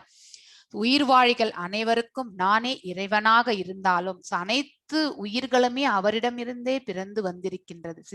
அதாவது பாத்தீங்கன்னாக்கா விதையளிக்கக்கூடிய தந்தையும் நான் தான் 9th and 10th சாப்டர்ல சொல்வார். he is the seed giving father. So அப்படி இருக்கும் பொழுது அனைத்துமே அவருடைய ஆளுமை கீழே தான் எல்லாமே நடந்துட்டு இருக்கு அப்படிங்கறத வந்து நம்ம தெரிஞ்சுக்கணும். நான் எனது சுயமான திவ்யா உருவில் ஒவ்வொரு யுகத்திலும் தோன்றுகின்றேன். அதாவது பாத்தீங்கன்னாக்கா யுகந்தோறும் நான் தோன்றுகின்றேன் அப்படின்ட்டு வந்து பகவான் சத்தியுகத்திலையும் பாத்தீங்கன்னா நரநாராயணனாக வந்தார்கள். அதே மாதிரி திரேதா யுகத்துல ராம லக்ஷ்மணன், அதுக்கப்புறம் வந்து துவாபர யுகத்துல பாத்தீங்கன்னாக்கா நம்ம அர்ஜுன கிருஷ்ணராக வந்தார்கள். அதே மாதிரி இப்ப கலியுகத்துல கடைசியில கல்கி அவதாரமாக வரப்போகிறது. அர்ஜுனன் எந்த ரூபத்துல வரப்போறாருன்னு எனக்கு தெரியல. ஆனா கல்கியா வந்து பகவான் வரப்போறாருன்ற மட்டும் நிறைய வேதங்கள் எல்லாம் சொல்லியிருக்கு. எஸ், வாசிங்க மாதாஜி. यदा यदा हि धर्मस्य ग्लानिर्भवति भारत अभ्युत्थानम् अधर्मस्य तदात्मानं सृजाम्यहम्. சோ எங்கெல்லாம் எப்பொழுதெல்லாம் கிருஷ்ணர் எப்பொழுது தோன்றுகின்றார், எங்கெல்லாம் எப்பொழுதெல்லாம் தர்மம் சீர்குலைந்து அதர்மம் மேலோங்குகின்றதோ அதுக்கப்புறம் பார்த்தீங்கன்னாக்கா அப்பொழுதெல்லாம் நான் தோன்றுகின்றேன்னு சொல்லியிருக்கார் பகவான். அதாவது பார்த்தீங்கன்னாக்கா அதர்மம் தழைத்தோங்கி தர்மம் வந்து சீர்குலைந்து பக்தர்களுக்கு எல்லாமே வந்து கடினமான ஒரு சூழ்நிலை வந்து இங்க பாத்தீங்கன்னாக்கா கம்சன் வந்து தன்னுடைய தங்கையான தேவகியையும் அதாவது அதுக்கப்புறம் வசுதேவரையுமே வந்து கொல்றதுக்காக வந்து வாள் ஏந்தி இருக்கக்கூடிய ஒரு சூழல் தான் இது ஆக்சுவலி அந்த அசுரரி வந்து சொன்ன பிறகு. சோ அந்த ஒரு அதர்மம் என்பது தழைத்தோங்கிய காலத்துலதான் பகவான் வந்து இந்த உலகத்துல வந்து இறங்கி வரார் அப்படிங்கறத வந்து சொல்லியிருக்காரு. எஸ், ஏன் வருகின்றார், வந்து என்னதான் செய்ய போகின்றார், அதர்மம் இருக்கு வரார், அந்த சமயத்துல வராருன்னு சொல்லியிருக்காரு. ஆனா எதுக்காக வருகின்றார் அப்படிங்கறத வந்து நாம தெரிந்து கொள்ளணும். எஸ், परित्राणाय साधूनां विनाशाय सदुष्कृतां धर्म संस्थापनार्थाय संभवामि युगे युगे. எஸ், பரித்ராணாய சாதுனாம் விநாசாய சதுஷ்கிருதாம் தர்ம சம்ஸ்தாபனாத்தாய சம்பவாமி யுகே யுகே. அதாவது பாத்தீங்கன்னாக்கா சாதுக்களையும் அதாவது பக்தர்களை, சாதுக்கள் மீன்ஸ் பக்தர்கள், பக்தர்களை காப்பதற்காகவும் விநாசாய சதுஷ்கிருதாம் அதாவது துஷ்கிருத்தம், துஷ்கிருத்தம்னு துஷ்டர்களை வந்து பாத்தீங்கன்னாக்கா அழிப்பதற்காகவும் விநாசனம் செய்வதற்காகவும் அதாவது நாசனம் செய்வதற்காகவும் மீண்டும் தர்மத்தை அவர் நிலைநிறுத்து தர்ம சம்ஸ்தாபனார்த்தாய தர்மத்தை நிலைநிறுத்துவதற்காகவும் சம்பவாமி யுகே யுகே நான் யுகந்தோறும் தோன்றுகின்றேன் அப்படின்ட்டு சொல்லிட்டார். he descends himself actually. யுகந்தோறும் அவர் வருகின்றார். எதற்காக என்றால் பக்தர்களை காத்து துஷ்டர்களை அழித்து தர்மத்தை நிலைநிறுத்துவதற்காகவே அவர் யுகந்தோறும் வருகின்றார். சோ அவ்வாறு என்ன நன்மை கிருஷ்ணரை அறிவதால். சோ இவ்வாறாக பகவான் வரும்பொழுது இத்தனையும் நடக்கின்றதல்வா. சோ அதனால அவரை பற்றி தெரிஞ்சுக்கிறதுனால நமக்கு என்ன நன்மை அப்படிங்கிற ஒரு கொஸ்டின் நமக்கு இல்லையா. எஸ், ஜன்ம கர்ம ச மே திவ்யம் ஏவயோ வேதி தத்வதக ஸ்வக்தா தேகம் புனர்ஜன்ம நைதி மாம் ஏதி சோர்ஜுனா. எஸ், எனது தோற்றமும் செயல்களும் திவ்யமானவை என்பதை எவன் ஒருவன் அறிகின்றானோ, அதாவது அவருடைய ரூபமும் செயல்களும் அவர் செய்யக்கூடிய செயல்களும் பாத்தீங்கன்னாக்கா தெய்வீக தன்மை வாய்ந்தது என்பதை யார் ஒருவர் உணர்கின்றார்களோ அவன் இந்த உடலை விட்ட பின்பு, இந்த பௌதிக உடலை விட்ட பின்பு, இந்த உடல் இந்த பூமிக்கு சொந்தம், இந்த உடலை விட்ட பிறகு ஆன்ம அதாவது பாத்தீங்கன்னாக்கா ஆன்ம ரூபத்தில் இருக்கும் பொழுது மீண்டும் இந்த பௌதிக உலகத்தில் அவன் பிறவி எடுப்பதே கிடையாது. ஏன்னா அந்த நிலையை அவன் அடையணும்னாக்கா அவன் ஒரு நிதான புத்தி உடைய மனிதனாக அவனுடைய நிலை வந்து பாத்தீங்கன்னாக்கா ஏற்றம் அடைந்திருக்கும். சோ இங்க பாத்தீங்கன்னாக்கா தாமோதர் லீலை அதனுடைய பிக்சர் தான் இது ஆக்சுவலி. சோ தாயார் யசோதா அம்மா வந்து அந்த உரலுக்கு வந்து கட்டி வைக்கிறது பனிஷ்மெண்ட் இல்லைங்களா, அந்த உரலோடையே நகர்ந்துட்டே போயிட்டு பாத்தீங்கன்னாக்கா குபேரனுடைய பிள்ளைகளுக்கு பாத்தீங்கன்னாக்கா விமோக்ஷனம் கொடுத்த கதை நமக்கு தெரியும். அதனால்தான் அவருக்கு பாத்தீங்கன்னாக்கா தாமோதர் அப்படிங்கிற பெயரும் அவருக்கு. இந்த மாசத்துல வந்து நாம வந்து ஒரு நெய் விளக்கேற்றி அந்த தாமோதர அஷ்டகம் நம்ம வாசிச்சோம்னாக்கா எத்தனையோ பிறவிகள்ல நாம செய்த நமக்கே தெரியாம செய்த பாவ கர்மங்கள் அனைத்துமே நம்மளை விட்டு விலகும். பகவான் அதற்கு மோட்சகதி கொடுக்கின்றார் அப்படிங்கிறதுக்காக தான் இந்த தாமோதர அஷ்டகத்தை நம்ம வாசிக்கிறது. சோ நீங்களும் அந்த தாமோதர அஷ்டகத்தை நீங்க கண்டிப்பாக வாசிக்கணும். எஸ், கிருஷ்ணரும் நாமும் நான் ஆல்ரெடி சொல்லியிருக்கேன். அவருடைய வடிவம் பாத்தீங்கன்னாக்கா தோற்றமும் ஆன்ம ரூபமும் அந்த பரமாத்மா ஸ்வரூபமும் வந்து திவ்யமானது. ஆனா நமக்கு பாத்தீங்கன்னாக்கா ஆன்மா மட்டும்தான் நித்தியமானது. குவாலிட்டி ஆஃப் ஆத்மா அண்ட் பரமாத்மா ஆர் சேம். ஆனா வால்யூம் குவான்டிட்டி வைஸ் நாம அவரோட என்னைக்குமே கண்டிப்பாக வந்து அதாவது சமம் அளவு கிடையாது. we are very very minute, அதாவது அணு ஆத்மா தான் நம்ம எல்லாருமே. அவர் வந்து பாத்தீங்கன்னாக்கா விபு ஆத்மா, அளவிட முடியாதவர் அப்படிங்கறது வந்து நம்ம தெரிந்து கொள்ளணும். இங்க பாத்தீங்கன்னாக்கா மாயையினை கட்டுப்படுத்துபவரே அவர்தான். அவரிடம் இருந்து பிறந்ததுதான் மாயை. மாயை என்பவளே அவனின் பகவானிருந்து தோன்றியதுதான் நம்ம 8th சாப்டர்ல வந்து கோலோக சார்ட் படிப்போம். ஸோ அப்ப நீங்க அதை தெரிஞ்சுக்குவீங்க. அது வரைக்கும் நீங்க வெயிட் பண்ணணும். ஸோ இங்க பாத்தீங்கன்னாக்கா 3 குணங்களோட தான் நம்ம எல்லாருமே, எப்படி நம்ம எல்லாருமே பாத்தீங்கன்னாக்கா இந்த பப்பெட் ஷோல பாத்தீங்கன்னா பப்பெட்ஸ் எப்படி அந்த ஆடுதோ அந்த அதாவது பாத்தீங்கன்னா ஆட்டுவிப்பவர்கள் எப்படி ஆட வைக்கிறாங்க இல்லைங்களா அந்த பப்பெட் ஷோல, அந்த மாதிரிதான் நாம எல்லாருமே இந்த 3 குணங்களுக்குள்ளவே நம்ம வந்து பாத்தீங்கன்னாக்கா பொம்மலாட்டம் மாதிரி ஆடிண்டே இருப்போம் நம்ம. ஆனா யார் ஒருவர் இந்த உலகத்துல வந்து பாத்தீங்கன்னாக்கா இந்த பக்தி பாதையில போயிட்டு பகவானுடைய ஞானத்தை பற்றி தெரிந்து கொண்டவர்கள் பாத்தீங்கன்னாக்கா இது எல்லாமே ஒரு மாயை தான். இங்கே நாம வந்திருக்கிறதே ஒரு பாத்தீங்கன்னாக்கா மிருத்திலோகம். இது ஒரு விசிட் தான் நம்ம வந்திருக்கிறது. நாம செய்ய வேண்டியது காரியங்கள் வேறு அப்படிங்கிற ஞானத்தை, நம்ம செய்ய வேண்டிய காரியங்கள் நிறைய கோடிக்கணக்குல செல்வத்தை சேர்த்து வைக்கணும். ஸோ அந்த மாதிரி எல்லாம் இல்லாம நாம செய்ய வேண்டியது நற்காரியங்கள், பகவானுடைய கைங்கரியங்கள் அப்படிங்கிற அந்த ஞானத்தை யார் ஒருவர் விருதி செஞ்சுட்டு அந்த மார்க்கத்துல செல்கின்றார்களோ அவர்கள் இந்த 3 குணங்கள்ல இருந்து பாத்தீங்கன்னாக்கா விடுபட்டு பாத்தீங்கன்னாக்கா விடுதலை அடைந்த ஆத்மாக்களாக இந்த உலகத்தில் இருக்கும் பொழுதே கூட அவர்களால் வாழ முடியும். தன் உணர்வு பாதையில் அவர்கள் பாத்தீங்கன்னாக்கா இது எல்லாமே வந்து நமக்கு தடை கற்கள் தான் தன்னுணர்வு பாதையில. ஏன்னா இந்த பேராசை, அதுக்கப்புறம் பயம், இந்த கோபம், இது எல்லாமே நமக்கு தடை கற்கள் தான். ஸோ இதுல இருந்து நம்ம வந்து பாத்தீங்கன்னாக்கா வெளிப்பட்டு வரணும். ஏன்னா பேராசைனால்தான் எல்லாமே வர்றதே. ஆசை என்பது பாத்தீங்கன்னாக்கா ஒருத்தர் வந்து 10 ரூபாய் இன்வெஸ்ட்மெண்ட் பண்ணி ஒரு 20% லாபத்துல வந்து சம்பாரிச்சு அதுல ஒரு பாதி வந்து இல்ல ஒரு 5%ஓ 10%ஓ வந்து பாத்தீங்கன்னாக்கா எடுத்து நற்காரியங்களுக்கு உபயோகப்படுத்தி அதுக்கப்புறம் தனக்கு வேண்டியதெல்லாம் செஞ்சுக்கினாங்கன்னா தட் இஸ் அது வந்து பாத்தீங்கன்னாக்கா எந்த ஒரு ப்ராப்ளமும் கிடையாது. ஆனா 10 ரூபாய் முதலீடு பண்ணிட்டு 10 கோடி வரணும்னு நினைக்கிறோம் பாருங்க. சில பேர் முதலீடே போடாம துட்டு வரணும்னு நினைக்கக்கூடிய இருக்காங்க. சோ அந்த மாதிரியான இருக்கக்கூடியவங்க எல்லாமே பாத்தீங்கன்னாக்கா அப்படிப்பட்டவர்களுடைய பேராசை பாத்தீங்கன்னாக்கா எதுவுமே இல்லாம எல்லாத்துலயும் நாமளே முதன்மையாக இருக்கணும்னு நினைக்கிறோம் பாருங்க. That it self is the biggest. அதுதான் காமம், மோகம் எல்லாமே. சோ அதனால வந்து அந்த மாதிரி இருக்கிறவர்கள் வந்து இறுதியில வீழ்ச்சி தான் அடைவார்கள். ஏன்னா அஞ்ஞானத்தினால் அவர்கள் அனைத்து செயல்களுமே செயல்படுவார்கள். அதனால பாவ கர்மங்கள் நிறைய செய்வாங்க. ஆனா அவங்களால அதுல இருந்து மீண்டு வெளியே வரவே முடியாது. இது மாத்திரம் நம்ம என்னைக்குமே எழுதி வச்சுக்க வேண்டிய ஒரு கூற்று. அந்த பேராசை என்பது நமக்கு அழிவை தான் கொடுக்கும். சோ இங்க பாத்தீங்கன்னாக்கா 3 பிக்சர்ஸ் இருக்குங்க பாத்தீங்க இல்லையா? சோ இந்த ஸ்தூல உடல் பாத்தீங்கன்னாக்கா கிராஸ் பாடி, இது பஞ்சபூதங்களால் ஆனது.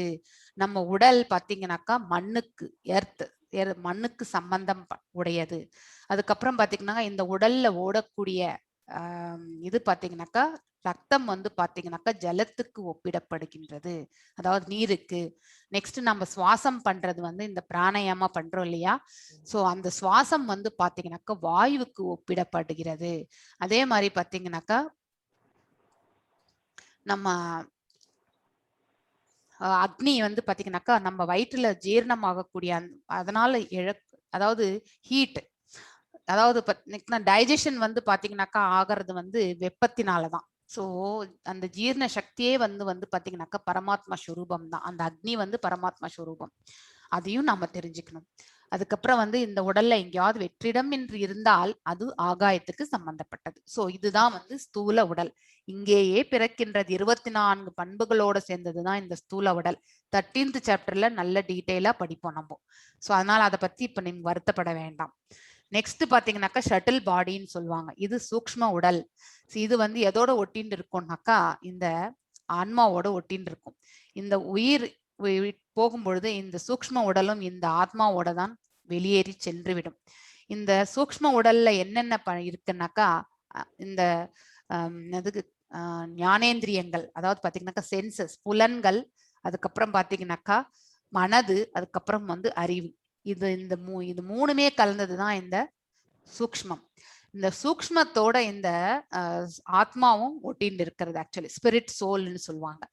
சோ இந்த உடலை விட்டு செல்லும். அதனாலதான் பாத்தீங்கன்னாக்கா நாம் என்னென்ன செய்தோமோ, இந்த புலன்கள் என்ன செஞ்சது, அதுக்கப்புறம் இந்த மனசு என்ன எப்படி இருந்தது, அதுக்கப்புறம் இந்த புத்தி எவ்வாறு வேலை செஞ்சது, இது எல்லாமே பெண்டிங் எல்லாமே சேர்த்துதான் இந்த ஆன்மாவோட போறது. சோ நாம செய்த கர்மங்கள் எல்லாமே ஏத்துண்டு தான் இந்த உடலை விட்டு செல்லும். சோ கர்மங்கள், உணர்வுகள் வந்து இந்த ஷட்டில் பாடி மூலியமா தான் தெரியும். சோ இது எல்லாமே எடுத்துட்டு தான் இன்னொரு உடலுக்கு அது வந்து செல்கின்றது. சோ அந்த ப்ராசஸ் தான் வந்து டிரான்ஸ்மைக்ரேஷன் ஆஃப் த சோல் அப்படின்ட்டு சொல்லுவாங்க. அதாவது ஒரு உடலை விடுத்து இன்னொரு உடலை ஏற்றுக்கொள்ளுதல். சோ அது எப்போ எப்படிங்கிறது வந்து நம்ம கர்மங்கள் தான் நிர்ணயிக்கும், நம்மளுடைய பெண்டிங் உணர்வுகள் தான் நிர்ணயிக்கும். நாம் என்னவா இறக்கும் பொழுது நாம் என்ன நினைக்கிறோமோ அதுவாகவே நாம் மாறுவோம் அப்படிங்கிறது வந்து பின்னாடி வரக்கூடிய சாப்டர்ஸ்ல நம்ம படிப்போம்.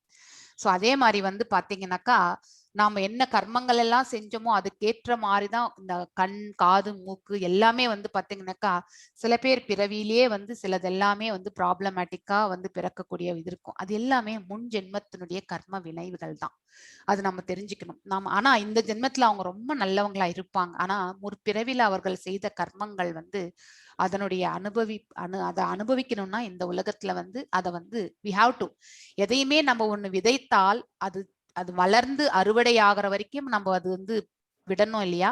அதே மாதிரிதான் பாவம் என்று செய்த ஒரு செயல், அது ஒரு விதையாக நாம வந்து தூவி இருக்கோம் இந்த உலகத்துல. சோ அதை வந்து மீண்டும் நாம் அறுவடை செய்வதற்கு மீண்டும் இந்த உலகத்துல இன்னொரு உடலை தரித்து நாம் வரத்தான் வேண்டும். சோ இந்த ஞானத்தை நாம வந்து கண்டிப்பாக உணர வேண்டும். சோ இதுதான் வந்து நம்ம வந்து தெரிஞ்சிக்க வேண்டிய ஒன்று. எஸ், வாசிங்க மாதாஜி. ஜஸ்ட் ஒரு கிளாஸ் வாட்டர் எடுத்துன்னு வந்துடுறேன், வாசிங்க. ஓகே. வீதராக பயா க்ரோதோ மன்மயா மாம் உபாஸ்ரிதாக பகவோ ஞான தபசா பூதாத்மா பாவம் ஆகதாக.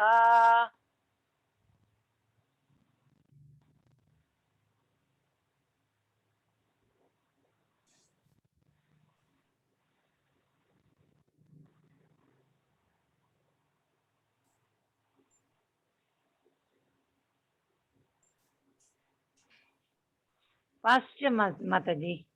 ஹலோ. யா. சோ பற்றுதல் சொன்ன இல்லைங்களா? டிசையர்ஸ், அளவிட முடியாத பற்று. அதாவது நம்மளால எந்த அளவுக்கு குவான்டிட்டி நம்மளால சொல்ல முடியாது. அதே மாதிரி பயம், நெக்ஸ்ட் வந்து கோபம். இது மூணுமே ரஜோகுணத்தினுடைய இயல்புகள், நம்ம தெரிஞ்சுக்க வேண்டிய ஒன்று. இந்த மூன்றுல இருந்து நம்ம விடுபட்டு முழுதும் எண்ணில் லயித்து, அதாவது பகவானில் லயித்து பகவானை சரணடைந்து, அப்படிப்பட்டவர்கள் பாத்தீங்கன்னாக்கா என்னை பற்றிய அறிவால், அதாவது பகவானை பற்றிய ஞானம், அதாவது விஞ்ஞானத்தை பற்றி தெரிந்தவர்கள் இதற்கு முன் தூய்மை அடைந்துள்ளனர். சோ நமக்கும் பகவானுக்கு இருக்கக்கூடிய சம்பந்தத்தை பத்தி நாம தெரிந்து கொள்ளும் பொழுது ஆத்மாவுக்கு நாம வந்து பாத்தீங்கன்னாக்கா அந்த பியூரிஃபிகேஷன் ப்ராசஸ் நடந்துட்டே இருக்கும். இரண்டு இருமைகள்ல இருந்து நாம வந்து விலகி இருப்போம். So once we start the self realisation, அதாவது தன்னிலே திருப்தி உற்று தன்னிலே பாத்தீங்கன்னாக்கா இன்பம், அது கண்டிப்பா அந்த பேர் ஆனந்தத்தை வந்து நாம வந்து அடையணும்னாக்கா நம்ம இந்த பௌதீக வாழ்க்கையில இருக்கக்கூடிய எந்த ஒரு செயல் மேலையும் எந்த பற்றுதலும் நம்ம வைக்க கூடாது. நாம அதை கடமையா நினைச்சு செஞ்சு பகவானுக்கு அர்ப்பணிக்கணும். அவ்வாறு நாம செய்து கொண்டு சென்றால் ஆட்டோமேட்டிக்கலி நம்ம பாத்தீங்கன்னாக்கா we will get detached from all the materialistic activities. So செய்யணும், இந்த உலகத்துல இருக்கிற வரைக்கும் நம்ம செய்யணும், அந்த நம்ம கடமை. ஆனா அதன் மேலேயே நம்ம பற்றை நாம வளர்த்துக்க கூடாது ஆக்சுவலி. சோ அதுதான் நம்ம தெரிஞ்சுக்க வேண்டியது ஒன்று. இவ்வாறாக அவர்கள் எல்லோரும் என் மீது திவ்யமாக அன்புடையவர்கள் ஆகின்றனர். சோ பக்தியில போகும் பொழுது நமக்கு அன்வான்ட் திங்ஸ் எல்லாமே நம்மளை விட்டு தானா விலகிடும். நம்ம அதை வந்து நம்ம வந்து தூர விலகி வைக்கணும்ன்ற அவசியம், பிரயத்தனம் தனியா பண்ண வேண்டியது எதுவுமே கிடையாது. எஸ், 11th ஸ்லோகம் வாசி. ये यथा मां प्रपद्यन्ते तां तथैव भजाम्यहम् ममावर्तमानुवर्तन्ते மனுஷ்யா பார்த்த சர்வசகா.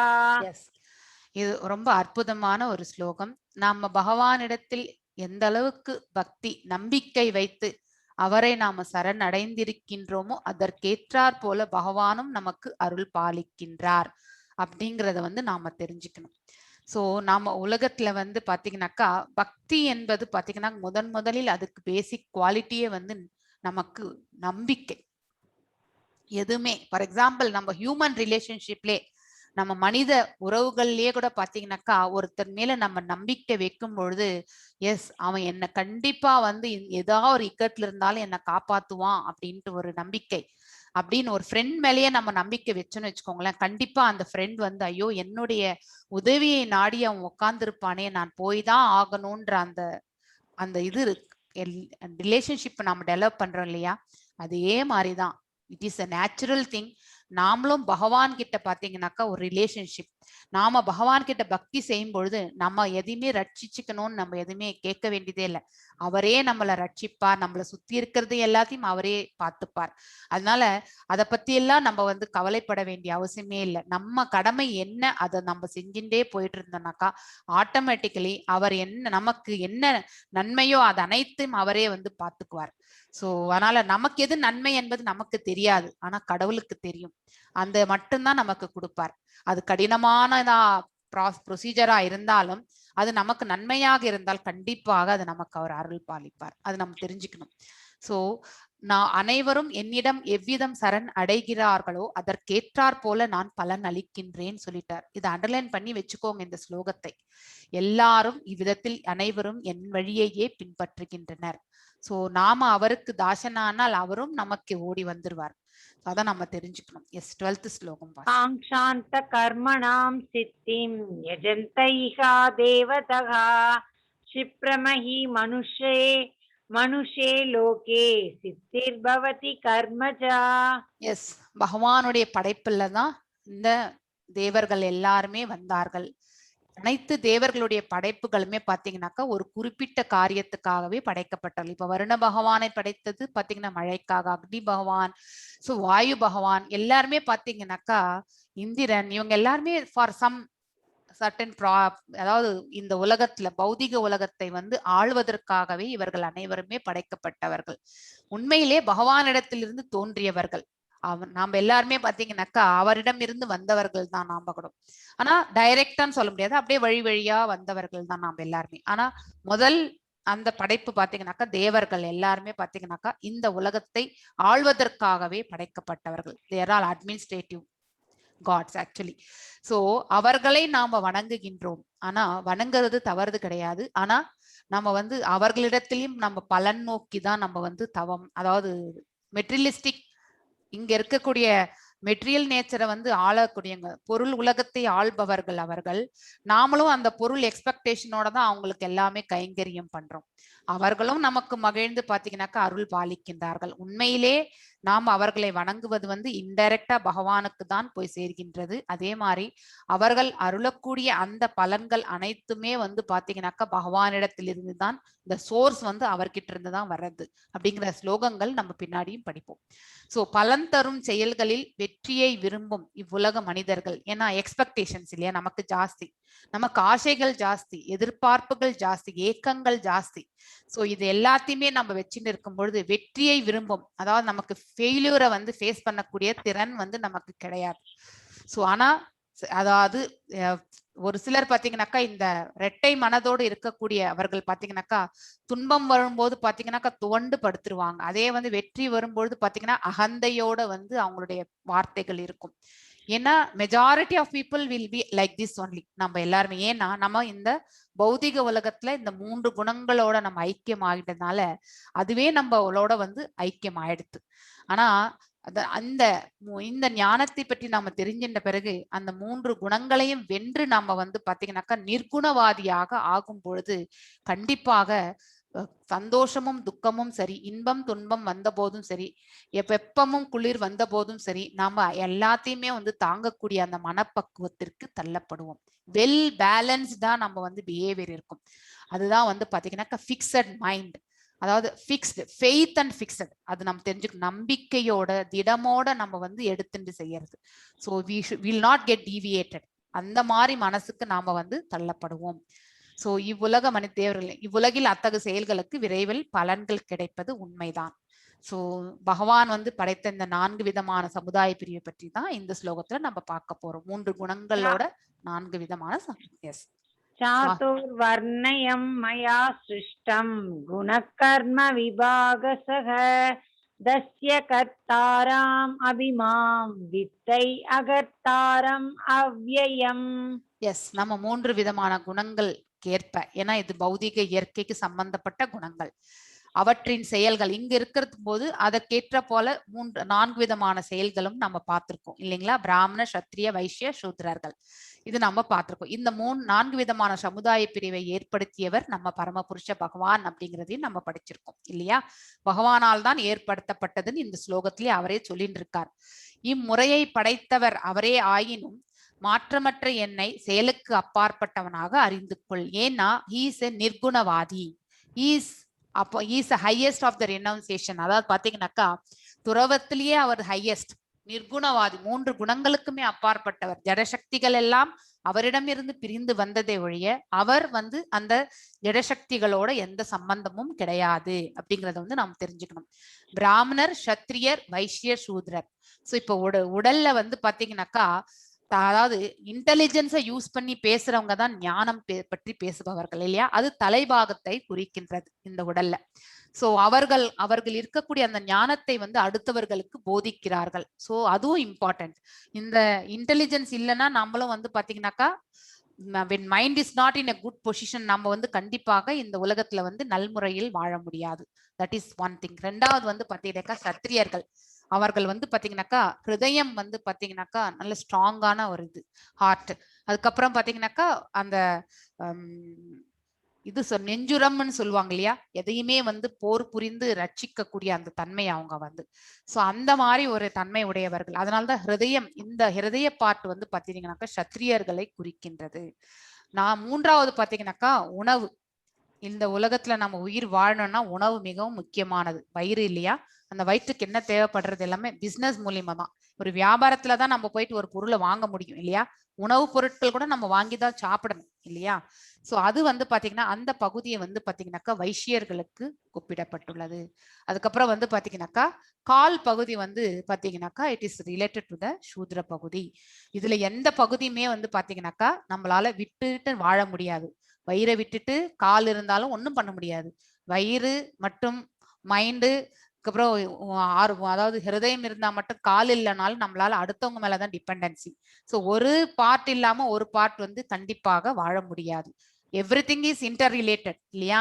அதனால வந்து பாத்தீங்கன்னாக்கா எல்லாரும் ஒரு சமம் தான். இதுல வந்து இவங்க ஹை அவங்க லோ அந்த மாதிரி எல்லாம் எதுவுமே கிடையாது. Without one other person cannot survive. So 4 சமுதாய பிரிவும் வந்து இன்டர் டிபெண்டன்ட் தான். அதை நாம தெரிஞ்சுக்கணும். சோ இதுதான் வந்து பகவான் சொல்லியிருந்தார். ஆனா நாம காலப்போக்குல ரொம்பவே சேஞ்ச் ஆயிட்டு we changed according to our wishes. அதுதான் நடந்திருக்கு. எஸ் 14th ஸ்லோகம் வாசிங்க. நமாம் கர்மாணி லிம்பந்தி நமே கர்ம பலே சப்ருஹா இதி மாம் யோ விஜானாதி கர்மவிர்ன சபத்யதே. சோ பகவான் 3 குணங்களுக்குமே அப்பாற்பட்டவர். சோ அது வந்து 3 குணங்கள். சோ இப்போ வந்து தலைபாகம், அதாவது பாத்தீங்கன்னாக்கா பிராமணர்கள் வந்து பாத்தீங்கன்னாக்கா சத்துவகுணத்தை சேர்ந்தவர்களாக இருப்பார்கள். அதுக்கப்புறம் பாத்தீங்கன்னாக்கா இவங்க வந்து பாத்தீங்கன்னாக்கா சத்திரியர்கள் வந்து பாத்தீங்கன்னாக்கா அவர்கள் ரஜோகுணத்தை சேர்ந்தவர்களாக இருப்பார்கள். அதுக்கப்புறம் வந்து 3வது வைசியர்கள் பாத்தீங்கன்னாக்கா ரஜஸ் அண்ட் தமஸ் கலந்த குணத்திலோட இருப்பாங்க. அப்புறம் வந்து சூத்ரர்கள் பாத்தீங்கன்னாக்கா தாம்சிக் நேச்சரோட இருப்பாங்க. இது இன்னும் டீட்டெயிலா நம்ம பின்னாடி வரக்கூடிய சாப்டர்ஸ்ல படிப்போம். பட் ஜஸ்ட் ஹைலைட்ஸா நீங்க தெரிஞ்சுக்கோங்க.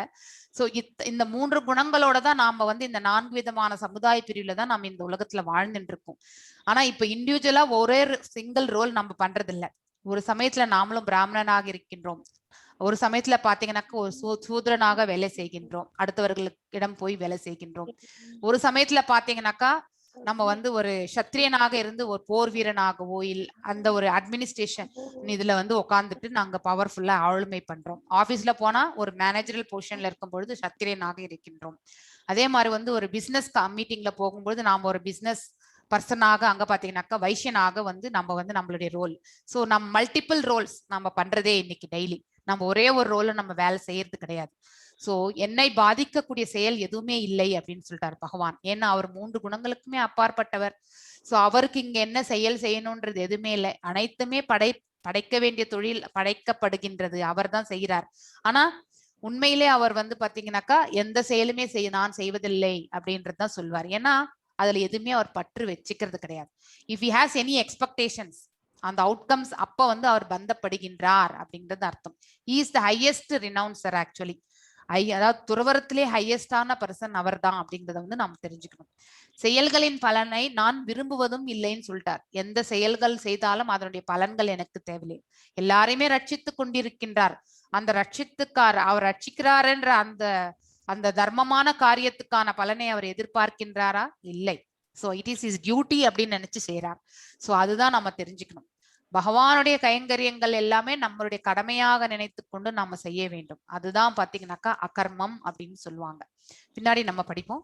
சோ என்னை பற்றிய உண்மையை அறிபவனும் செயல்களின் விளைவுகளும் பாதிக்கப்பட மாட்டான். இந்த ஞானத்தை யார் ஒருவர் புரிந்து கொள்ளிருக்கின்றானோ அவனும் அதே தான் ஃபாலோ பண்ணுவான் கண்டிப்பாக. ஏன்னா அவனுக்கும் வந்து இந்த உலகத்துல எந்த ஒரு ஆஸ்தி பாஸ்திகள் எல்லாம் பெருசா சம்பாரிச்சு வைக்கணும்ட்டுலாம் இருக்காது. என்ன தேவையோ அது மட்டும்தான் செஞ்சுக்குவாங்க. அதுக்கப்புறம் வந்து பகவானுடைய கைங்கரியத்துல ஈடுபடுவாங்க. So that is how actually we have to go. So அப்படிப்பட்டவர்கள், ஏன்னா பகவான் என்ன பண்ணாரோ அதை தான் நாமளும் பண்ணணும்ன்ற அந்த மனசு நமக்கு வரும். ஸோ அதனால அவன் வந்து மீண்டும் இந்த உலகத்துல திரும்பி வர மாட்டான். எஸ். கர்மணோ ஹை அபிபோத்தவ்யயம் போத்தவ்யயம் ச விகர்மணஹ அகர்மணஸ்த போத்தவ்யயம் ககனா கர்மணோ கதி. எஸ். செயல்களின் நுணுக்கங்கள் உணர்வது மிக கடினம். அதாவது கர்மங்களுடைய நாம் செய்யக்கூடிய செயல்களின் நுணுக்கங்கள் வந்து பாத்தீங்கன்னாக்கா ஃபுல்லா நம்மளால புரிந்து கொள்ளவே முடியாது. சோ நம்ம என்ன செயல் செய்கிறோமோ அது இந்த மாதிரிதான் அவுட்கம் வரும்னு நம்மளால முன்னாடியே 100% ப்ரெடிக்ட் பண்ண முடியாது. ஒரு அப்ராக்சிமேஷன்ஸ் தான் நம்மளால வந்து சொல்ல முடியும் இல்லையா? அது என்ன அந்த அளவுக்கு தான் நமக்கு லிமிட்டடான ஞானம் தான் நமக்கு. அதாவது ஞானம்ன்றத அறிவு, பகுத்தறிவு. அதே எனவே கர்மம் என்பது செயல் என்று சொல்லப்படுகின்றது. விகர்மம் என்பது பாத்தீங்கன்னாக்கா தடை செய்யப்பட்ட செயல். அதாவது பாத்தீங்கன்னாக்கா இந்த அதர்மத்தை தான் இங்க வந்து நம்ம வந்து விகர்மா என்று சொல்கின்றோம். அகர்மா என்பது பாத்தீங்கன்னாக்கா செயலின்மை. அப்படின்னாக்கா பகவானுடைய கைங்கரியங்கள்ல நாம ஈடுபட்டு இருந்தாலும் உண்மையிலே நான் எதுவுமே செய்யறதில்லை. I am only the instrument here. So for example, இப்போ உங்களுக்கு நான் இங்க உட்கார்ந்து பேசின்னு இருக்கேன், இந்த பகவத்கீதை பற்றி சொல்லின்னு இருக்கேன்னா ஐ ஷுட் நாட் கிளைம், நான் சொல்லக்கூடாது என்னைக்குமே வந்து it should not come from me that I am only doing this Bhagavad Gita preaching அப்படிங்கறது வந்து நான் 10 பேர்கிட்ட சொல்ல வேண்டிய இதுவே கிடையாது. That is I can't own this. So பகவான் இந்த காரியத்தை செய்யறதுக்கு எனக்கு ஒரு அனுகிரகம் கொடுத்திருக்கார், அப்படி வேணா நம்ம சொல்லிக்கலாம். I am a instrument. So அதுதான் நம்ம சொல்லணும். That is how we need to take it further actually. So அகர்மா அப்படிங்கிறது என்னன்னாக்கா செயலின்மையை குறிக்கின்றது. அப்படின்னாக்கா உண்மையிலே நான் எதுவுமே செய்யறது கிடையாது, பகவான் என்னை செய்ய வைக்கிறார், அவ்வளவுதான். That's how we need to go. So கடவுளுடைய கைங்கரியங்கள்ல நாம் ஈடுபடும் போது பாத்தீங்கன்னாக்கா எந்த செயலா இருந்தாலுமே இது பகவானுடைய செயல் அப்படின்னு எடுத்துட்டு நம்ம செய்யறோம் பாருங்க. தட் டைப் ஆஃப் பீப்புள் வந்து பாத்தீங்கன்னாக்கா அகர்மீஸ் அப்படின்ற பெயர்.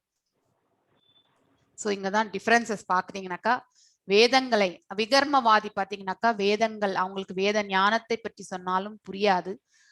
அதாவது பாத்தீங்கன்னாக்கா நெக்ஸ்ட் ஃபியூச்சர் லைஃப் பாத்தீங்கன்னாக்கா கீழ் உலகங்களுக்கு தான், அதாவது மனித வாழ்க்கை என்பது அவர்களுக்கு கிடைப்பது என்பது கிடையாது. அவங்க அனிமல் கிங்டம்ல தான் போவாங்க. ஆன்மீகவாதிகளால் ஏற்றுக்கொள்ளப்பட மாட்டார்கள். ஏன்னா அறியாமையில நிறைய தவறுகள் செய்து பாத்தீங்கன்னாக்கா அவங்கள வந்து இந்த ஞானத்தை அவர்களை விருது செய்வது என்பது மிகவும் கடினமான காரியம். விகர்மவாதியை எஸ்பெஷலி தாம்சிக் நேச்சர் இருக்கிறவங்களுக்கு வந்து ஒரு குருனுடைய அனுகிரகம் இருந்தா மட்டுமே அவங்களால வந்து இந்த பாவமான சூழ்நிலையிலிருந்து வெளியில வர முடியுமே ஒழிய அவருடைய கருணை இல்லை என்றால் கண்டிப்பாக நம்மளால வெளியே வர முடியாது. எடுத்த பிறவியின் நோக்கம், மனித பிறவி எடுத்தனுடைய நோக்கமே என்னன்னாக்கா மேன்மை அடைவதுதான் இல்லையா? ஆனா அதுவே வந்து தோற்று விடுகின்றது. ஏன்னா அவர்கள் மீண்டும் மனித பிறவி எடுப்பது என்பது கடினமான செயல் ஆக்சுவலி. கர்மவாதி நார்மலாக பக்தி இருக்கும், அவங்களுக்கு வேதங்களை பின்பற்றுவார்கள். அதாவது இதுதான் ப்ரொசீஜர், இதெல்லாமே பின்பற்றணும்னா கண்டிப்பாக செய்வார்கள். சோ அவங்க வந்து பாத்தீங்கன்னாக்க எக்ஸ்பெக்டேஷன்ஸும் இருக்கும் அவர்கள் செய்யக்கூடிய செயல்கள். இப்போ ஒருத்தர் யாகம் செஞ்சுட்டு இருக்கார், இந்த யாகத்தினுடைய பலன் தனக்கு ஏதோ ஒரு எக்ஸ்பெக்டேஷனுக்காக இந்த யாகம் செய்வார். ஸோ அந்த மாதிரி இது தட் இஸ் கால்ட் அஸ் த கர்மவாதி. அப்படிப்பட்டவர்கள் பாத்தீங்கன்னா தான் செய்த யாகங்களுடைய பலன்களால சொர்க்கத்துக்கோ இல்லை அவர்கள் எந்த தேவதை அதிதேவதையாக வணங்குகிறார்களோ அவர்கள் இருக்கக்கூடிய உலகங்களுக்கோ செல்வார்கள். மீண்டும் அந்த புண்ணிய காலம் முடிந்த பிறகு இந்த பௌதிக உலகத்திற்கு மனித உருவத்துல பிறப்பார்கள். சோ இதுதான் வந்து கர்மவாதி. நெக்ஸ்ட் பாத்தீங்கன்னாக்கா அது அகர்மவாதி. ஞானத்தின் நிலைக்கு வந்திருப்பார்கள். ஆத்ம தத்துவம், ஆத்மம், செல்ஃப் ரியலைசேஷன். சோ இதுல பாத்தீங்கன்னாக்கா ஞானத்தை விருதி செஞ்சு கொண்டவங்க, அதுக்கப்புறம் வந்து சந்நியாசத்துல முன்னேறி இருப்பவர்கள், அதுக்கப்புறம் தியானத்துல உட்கார்ந்து இருக்கிறவங்க, தன்னுடைய அதாவது நிறைய சாக்ரிஃபைசஸ் பண்ணியிருப்பாங்க. அதாவது சிலதெல்லாம் பாத்தீங்கன்னாக்கா சில பேர் வந்து இனிமே வந்து நமக்கு எது சம்பாத்தியமே இந்த இதுவே போரும்னு நினைக்கக்கூடியவர்கள் இருக்காங்க. வந்ததுல வந்து இத்தனையும் தான தர்மங்களுக்கு கொடுக்கணும்னு நினைக்கிறவங்க இருப்பாங்க. சில பேர் பாத்தீங்கன்னாக்கா கட்டுப்படுத்தப்பட்ட மனம் எனும் நெருப்புல பாத்தீங்கன்னாக்கா அவங்களுடைய அந்த கெட்ட இதெல்லாமே வந்து பாத்தீங்கன்னாக்கா எல்லாருக்குமே உண்டு இல்லையா? இந்த அதாவது பாத்தீங்கன்னாக்கா போத் குட் அண்ட் பேட் கலந்ததுதான் நம்ம எல்லாருமே. ஆனா நம்ம வந்து பேட் திங்ஸ் எல்லாத்தையுமே நம்ம கொஞ்சம் தூரமா வைக்கணும் இல்லையா? சோ அதே மாதிரி கோபம், குரோதம் இது எல்லாத்தையுமே வந்து நம்ம வந்து கண்டிப்பாக தூரமாக விலக்கி வைக்கணும். அந்த குணங்கள் அனைத்தையுமே நாம வந்து பாத்தீங்கன்னாக்கா தியாகம் செய்ய வேண்டும். சோ அப்போ அதெல்லாம் தியாகம் பேராசை இது எல்லாத்தையுமே நம்ம தியாகம் செய்யும் பொழுது பாத்தீங்கன்னாக்கா நம்ம வந்து ஆத்மாவினுடைய உண்மை நிலையை நம்மளால உணர முடியும். அதாவது அந்த சமாதி நிலைக்கு செல்வார்கள். அந்த சமாதி நிலைக்கு செல்லும் பொழுது பகவானோட தொடர்பை ஏற்படுத்திக் கொள்வார்கள். இதெல்லாமே தியாகங்கள் செய்யும் பொழுது மட்டுமே நம்மளால வந்து மேலும் போக முடியும். இந்த பொருள் உலகத்தின் விளைவுகளை பற்றி அவர்கள் அறிவார்கள். இது எப்படி பந்தப்படுத்துகின்றது, நாம செய்யக்கூடிய காரியங்கள்ல எதிர்பார்ப்புகள் இருக்கும் பொழுது கண்டிப்பாக பாத்தீங்கன்னாக்கா நன்மையாக இருந்தால் பாத்தீங்கன்னாக்கா அந்த நன்மைக்கும் நம்ம அகங்காரத்தினால் நம்ம தவறுகள் செய்வோம். இல்லை கெட்டது வந்துடுச்சுனாக்கா நம்ம துவண்டு போய் பாத்தீங்கன்னாக்கா நாம வந்து பாத்தீங்கன்னாக்கா வருத்தம் தோய்ந்த அந்த நிலைக்கு தள்ளப்படும் பொழுது பாத்தீங்கன்னாக்கா அப்பயும் வந்து நம்ம வந்து பந்தப்படுத்தி விடுகின்றோம். சோ அதனால வந்து நம்ம வந்து எந்த ஒரு பலன் மேலையும் நம்ம எதிர்பார்க்காம செய்யக்கூடிய செயல் தான் நம்ம இந்த உலகத்துல செய்யும் பொழுது நாம பகவானுடைய திருநாட்டுக்கு சென்று சேர்கின்றோம். மறுபிறவியினுடைய பொருள் என்ன அப்படிங்கறத வந்து நம்ம தெரிஞ்சுக்கணும். சோ எந்த ஒரு செயலுக்குமே நம்ம எக்ஸ்பெக்டேஷன் செய்யும் பொழுது அதுல நாம பந்தப்பட்டு மீண்டும் இந்த உலகத்துக்கு வருவோம். ஆனா அவ்வாறு எந்த ஒரு எதிர்பார்ப்புமின்றி செஞ்சோம்னாக்கா இந்த பௌதிக வாழ்க்கைக்கு நம்ம திரும்பி வருவது கிடையாது. சோ அந்த நிலையில் இருப்பவர்கள் தான் அகர்மீஸ். பக்தி சேவைக்கு வருபவர்கள் மிகவும் உயர்ந்தவர்கள். சோ எஸ் 18th ஸ்லோகம் வாசி. கர்மண்ய அகர்மய பஸ்யதே அகர்மணி ச கர்மயக ச புத்திமான் மனுஷ்யேஷு சயுக்த கிருத்சன்ன கர்ம கிருத். எஸ் கர்மாவில் அகர்மாவையும் அகர்மாவில் கர்மாவையும் காண்பவனே மனிதரில் அறிவுடையவனாகின்றான். அதாவது செயலில் செயலற்ற தன்மையும் செயலற்ற தன்மையில் செயலும் யார் ஒருவர் உணர்கின்றார்களோ, பகவான் பாத்தீங்கன்னாக்கா இந்த பிரபஞ்சங்கள் எல்லாத்தையுமே படைத்தார் இல்லையா? ஆனா அவர் படுத்துட்டு இருக்க மாதிரிதான் இருக்கும் இல்லையா? பார்க்கடல்ல படுத்து தூங்கிட்டு இருக்க மாதிரிதான் இருக்கும். உண்மையிலே அவர் சயனித்துட்டே இருக்காரா?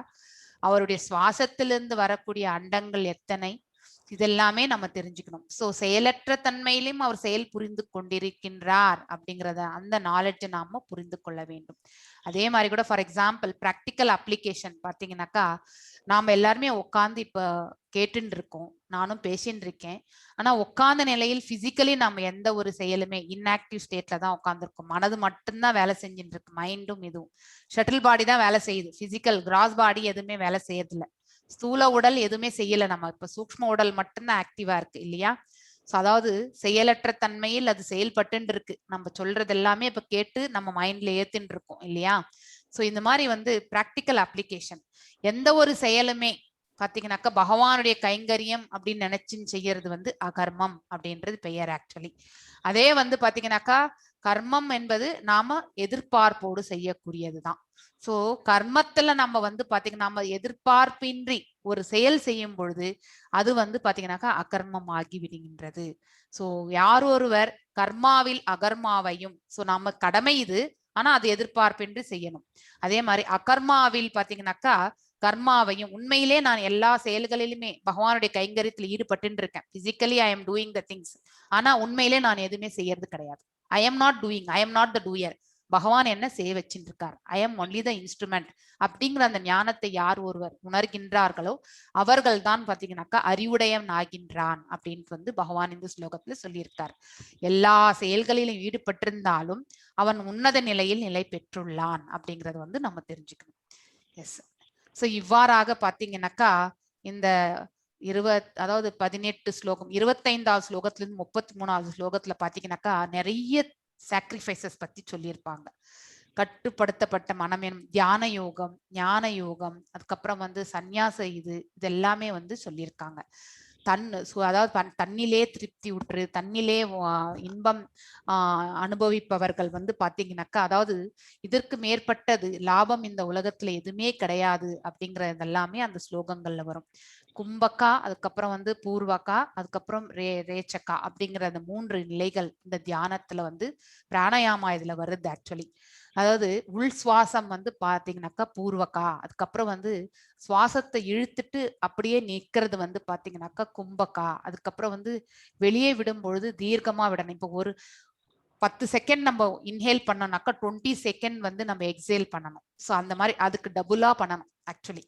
ஸோ அந்த மாதிரி அந்த பிராணாயாமா கட்டுப்படுத்தப்பட்ட சுவாச பயிற்சி கூட பாத்தீங்கன்னாக்கா இழுத்து வச்சு இத்தனை சுவாசம் தான் அப்படிங்கிறது வந்து நம்ம உயிர் வாழ்றது நம்மளுடைய ஆயுள் காலம் எதனால நிர்ணயிக்கப்படுகிறது தெரியறதா?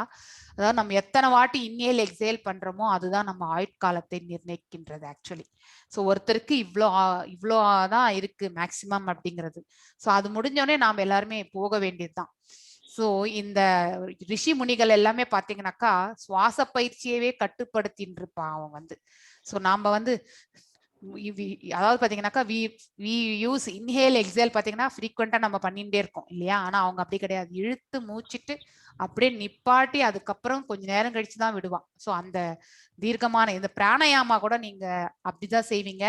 மகாமந்திரம் கூட பாத்தீங்கன்னாக்கா சுவாசத்தை இழுத்துட்டு கண்டினியூஸா 4-5 மகாமந்திரத்தை சொல்லிட்டு விட்டீங்கன்னு வச்சுக்கோங்களேன். That it self is covering the pranayama அப்படிங்கிறது வந்து நம்ம இவர் சீதாராமன் பிரபு இந்த சண்டே உங்களுக்கு செஷன் எடுப்பார். இந்த கும்பக்கா இது மேல எல்லாமே எத்தனை மாத்திரைகள் இதெல்லாமே சொல்லுவாரு. So I am giving the highlights actually. So ஸ்லோகம் நம்பர் 4.29 வாசிங்க. You will get this. Yes. तत्वित्ति प्राणिपदेन परिपरस्नेन सेवया उपदेश्यन्ति ते ज्ञानं ஞானினஸ்தத்வதகதர்ஷினஹ. எஸ்.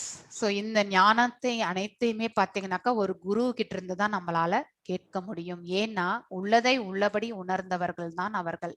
அவங்க ஆல்ரெடி அனுபவித்து தான் நமக்கு சொல்றாங்க. வித் தேர் செல்ஃப் ரியலைசேஷன் அவங்களுடைய ஓன் எக்ஸ்பீரியன்ஸ் தான் நமக்கு வந்து வழிகாட்டியாக அவர்கள் கொடுக்கின்றார்கள். ஸோ ஒரு ஆத்தன்டிக் அதாவது போனஃபைடு ஸ்பிரிச்சுவல் மாஸ்டர் ஒரு கரெக்ட் அங்கீகரிக்கப்பட்ட ஒரு குரு கிட்ட இருந்து நாம கண்டிப்பாக ஞானத்தை பெற வேண்டும். எவ்வாறு பெற வேண்டும்? அவர்களுக்கு நாம பணிவிடை செய்து அடக்கத்துடன் நாம வந்து கேள்விகள் கேட்டு அந்த ஞானத்தை நாம வந்து விருதி செஞ்சுக்கணும். ஸோ உண்மையை அறிந்தவர்கள் பாத்தீங்கன்னாக்கா அந்த ஞானத்தை நமக்கு வாரி வழங்குவார்கள். இது நாம தெரிஞ்சுக்கணும். So I think with this இந்த சாப்டர் முடிஞ்சது. ஸோ தத்சவிதுர் ஸ்ரீமத் பகவத்கீதாசு உபனிஷத்சு பிரம்ம வித்யாயாம் யோக சாஸ்திரே ஸ்ரீ கிருஷ்ணார்ஜுன சம்ஹாரே ஞான யோகோ நாம சதுர்தசோத்யாயः. சர்வம் கிருஷ்ணார்ப்பணமஸ்து. ராதிகம்மா ஸ்டோரி சொல்றீங்களா? கிருஷ்ணா பிரபு நீங்க இது போல்ஸ் போட்டுருங்க. ஹரே கிருஷ்ணா. ஹரே கிருஷ்ணா டிவோட்டீஸ். நம்ம இன்னைக்கு வந்து வீடியோ இல்ல, சோ நம்ம ஜென்ரலா பார்க்க போற கதை வந்து கிருஷ்ணரா இல்ல ராமரான்னு. சோ நீங்க சாட் ஓபனா இருக்கு, சோ நீங்க சாட் டைப் பண்ணலாம். இப்ப வந்து 2 பேர் இருக்காங்க. ஒருத்தர் வந்து சூர்தாஸ், அனதர் பர்சன் வந்து துளசிதாஸ் அப்படின்னு. நம்ம சூர்தாஸ் என்றவர் வந்து கிருஷ்ணர் பக்தர் அண்ட் துளசிதாஸ் என்றவர் வந்து ராமர் பக்தர். சோ இவங்க 2 பேரும் என்ன சொல்றாங்கன்னா அவங்களோட சாமி தான் பெருசு அப்படின்னு சொல்லிட்டு அந்த ஆர்குமெண்ட்ல போயிட்டு இருக்காங்க. இப்போ அவங்களோட ஆர்குமெண்ட் வரதுக்கு முன்னாடி நீங்க சொல்லுங்க யார் ரொம்ப இம்பார்ட்டன்ட், அதாவது கிருஷ்ணரா இல்ல ராமரா, அது ஒரு சைடு. சோ அந்த சாட் ஓபனா இருக்கு, சோ நீங்க போட ஆரம்பிக்கலாம்.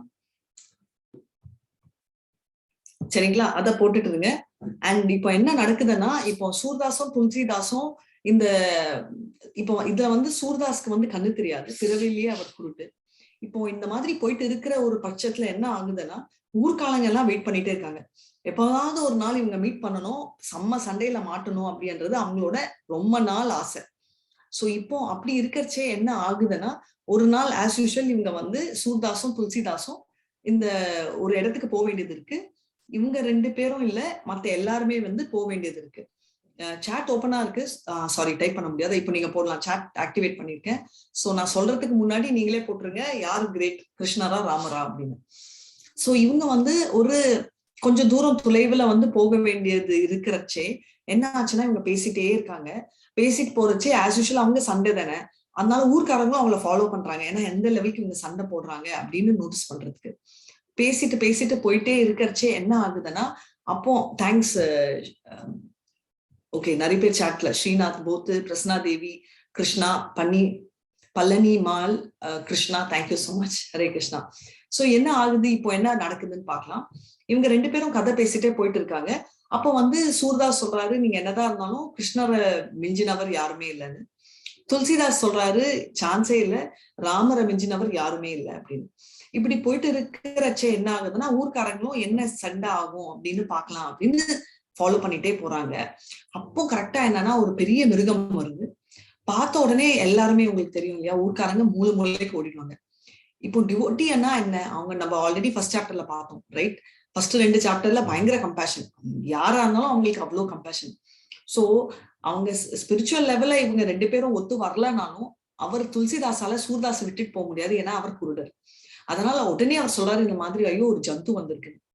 சூர்தாஸ் வந்து மூளை ரொம்ப ஜாஸ்தி, அதனால உடனே என்ன சொல்றாருன்னா, அப்படின்னா என்ன பண்ணலாம்னா, ஒரு பெரிய மரத்துக்கு கீழே என்ன கூட்டிட்டு போயிடுங்க, நம்ம மரம் ஏறிடலாம் அப்படின்னு. சரி, நான் கூட்டிட்டு போறேன் வாங்கன்னு சொல்லிட்டு அவர் அந்த மிருகத்துக்கிட்ட இருந்து காப்பாத்துறதுக்கு இவரை புடிச்சிட்டு ஓடுறாரு.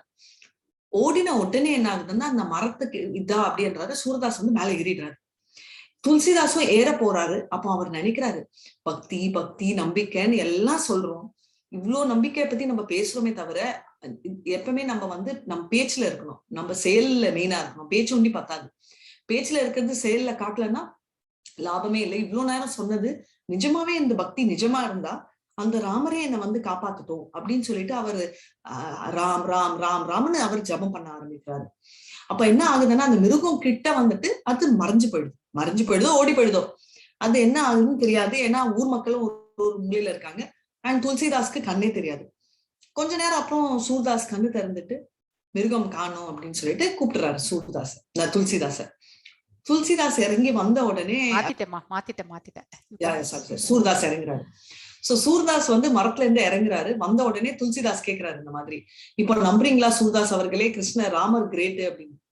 சோ இவரு சூர்தாஸ்க்கு ஒரே சந்தோஷம். அவர் சொல்றாரு, இந்த மாதிரி நான் டோட்டலா ஒத்துக்கிறேன், நீங்க சொல்றது 100% நான் ஒத்துக்கிறேன், ராமர் வந்து கண்டிப்பா கிரேட் தான். ஏன்னா அந்த மாதிரி ஒரு மிருகத்துக்கிட்ட இருந்து உங்களை காப்பாத்திச்சுன்னா கண்டிப்பா ராமர் கிரேட் தான், என்ன மன்னிச்சு, நீங்க சொன்னது கரெக்டா, என்ன மன்னிச்சிடுங்க.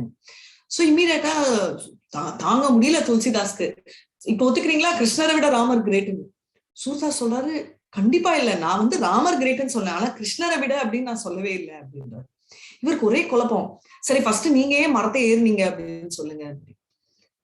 அவர் சொன்னாரு, இந்த மாதிரி நான் ஏன் ஏறினேன்னா, நான் வந்து ஃபர்ஸ்ட் நினைச்சேன், ஆனா அதுக்கப்புறம் என்ன நினைச்சேன்னா, என் கிருஷ்ணர் எவ்வளவு பிஸியா இருப்பாரு கோலோகா அப்படின்னு தான் வந்தேன். ஒரு சின்ன ஜந்து, இது ஒரு சின்ன விஷயம், இத வந்து நானே மரம் ஏறி என்னை காப்பாத்திக்க முடியும். இந்த மாதிரி ஒரு சிச்சுவேஷன்ல நான் எதுக்கு தண்டத்துக்கு நான் கிருஷ்ணரை வந்து கூப்பிட்டு அவர் இருக்கிற வேலையெல்லாம் விட்டுட்டு, ஐயோ என்னோட டிவோட்டி மாட்டிட்டு இருக்காருன்னு சொல்லிட்டு ஓடி வரத்துக்கு அவருக்கு ஏன் அவ்வளோ பெரிய பிரச்சனையை கொடுக்கணும்? அதனால நானே இந்த சின்ன விஷயத்த நானே டீல் பண்ணலாம் அப்படின்னு நான் வந்து கிருஷ்ணரை நினைச்சேனே தவிர அவரை வந்து கூப்பிடவும் இல்லை. ரொம்ப ஆழமாவும் நான் நினைச்சேன் அவர் ஓடி வந்துருவாரு பயத்துல வந்து நான் என்னோட காப்பாத்திக்கிட்டேன் அப்படின்னு. அப்போ வந்து தாங்கவே முடியல துளசிதாஸ், கண்ணு ஃபுல்லா தண்ணி.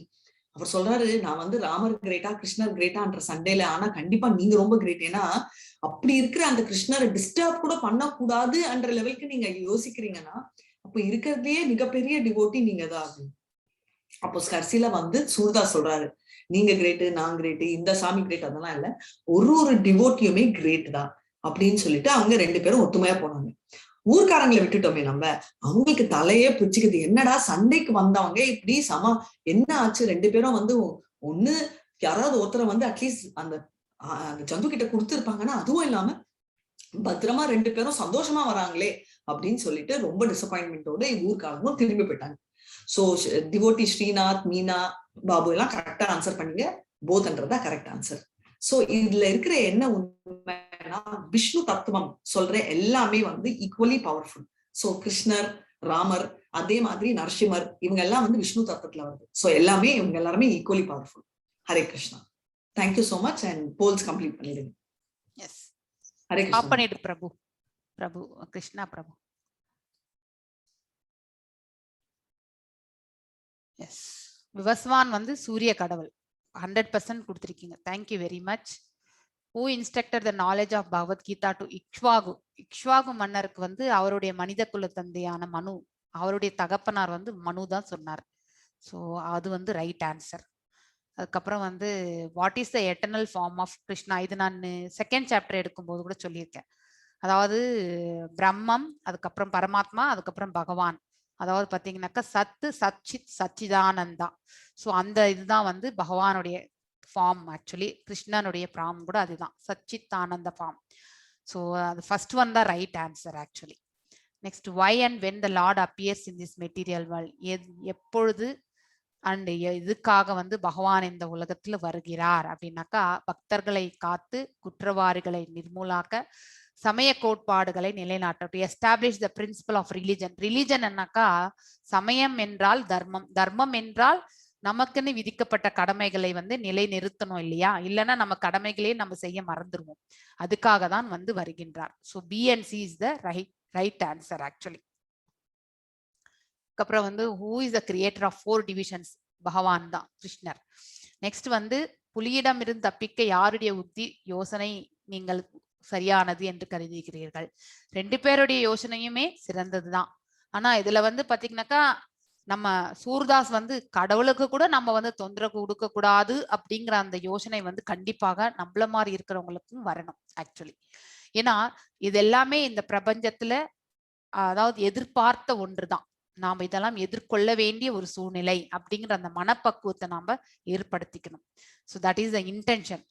ஸோ அதுக்கப்புறம் வந்து உங்கள் கருத்தில் யார் சிறந்தவர்னாக்கா 2 பேருமே சிறந்தவர்கள் தான். ஏன்னா துளசிதாசுடைய பக்தியும் சிறந்தது, அதே மாதிரி வந்து கிருஷ்ணர் அதாவது சூர்தாசுடைய அந்த நாலேஜ், அதாவது சாரி அவருடைய இன்டெலிஜென்ஸும் பார்த்தீங்கன்னாக்கா வேலை செஞ்சு பகவான் மேல பாரத்தை போட்டு அவர் மரத்து மேல ஏறினதும் சிறந்த யுக்தி தான் 2 பேருதுமே. ஐ திங்க் இதோட இந்த இது முடிஞ்சது.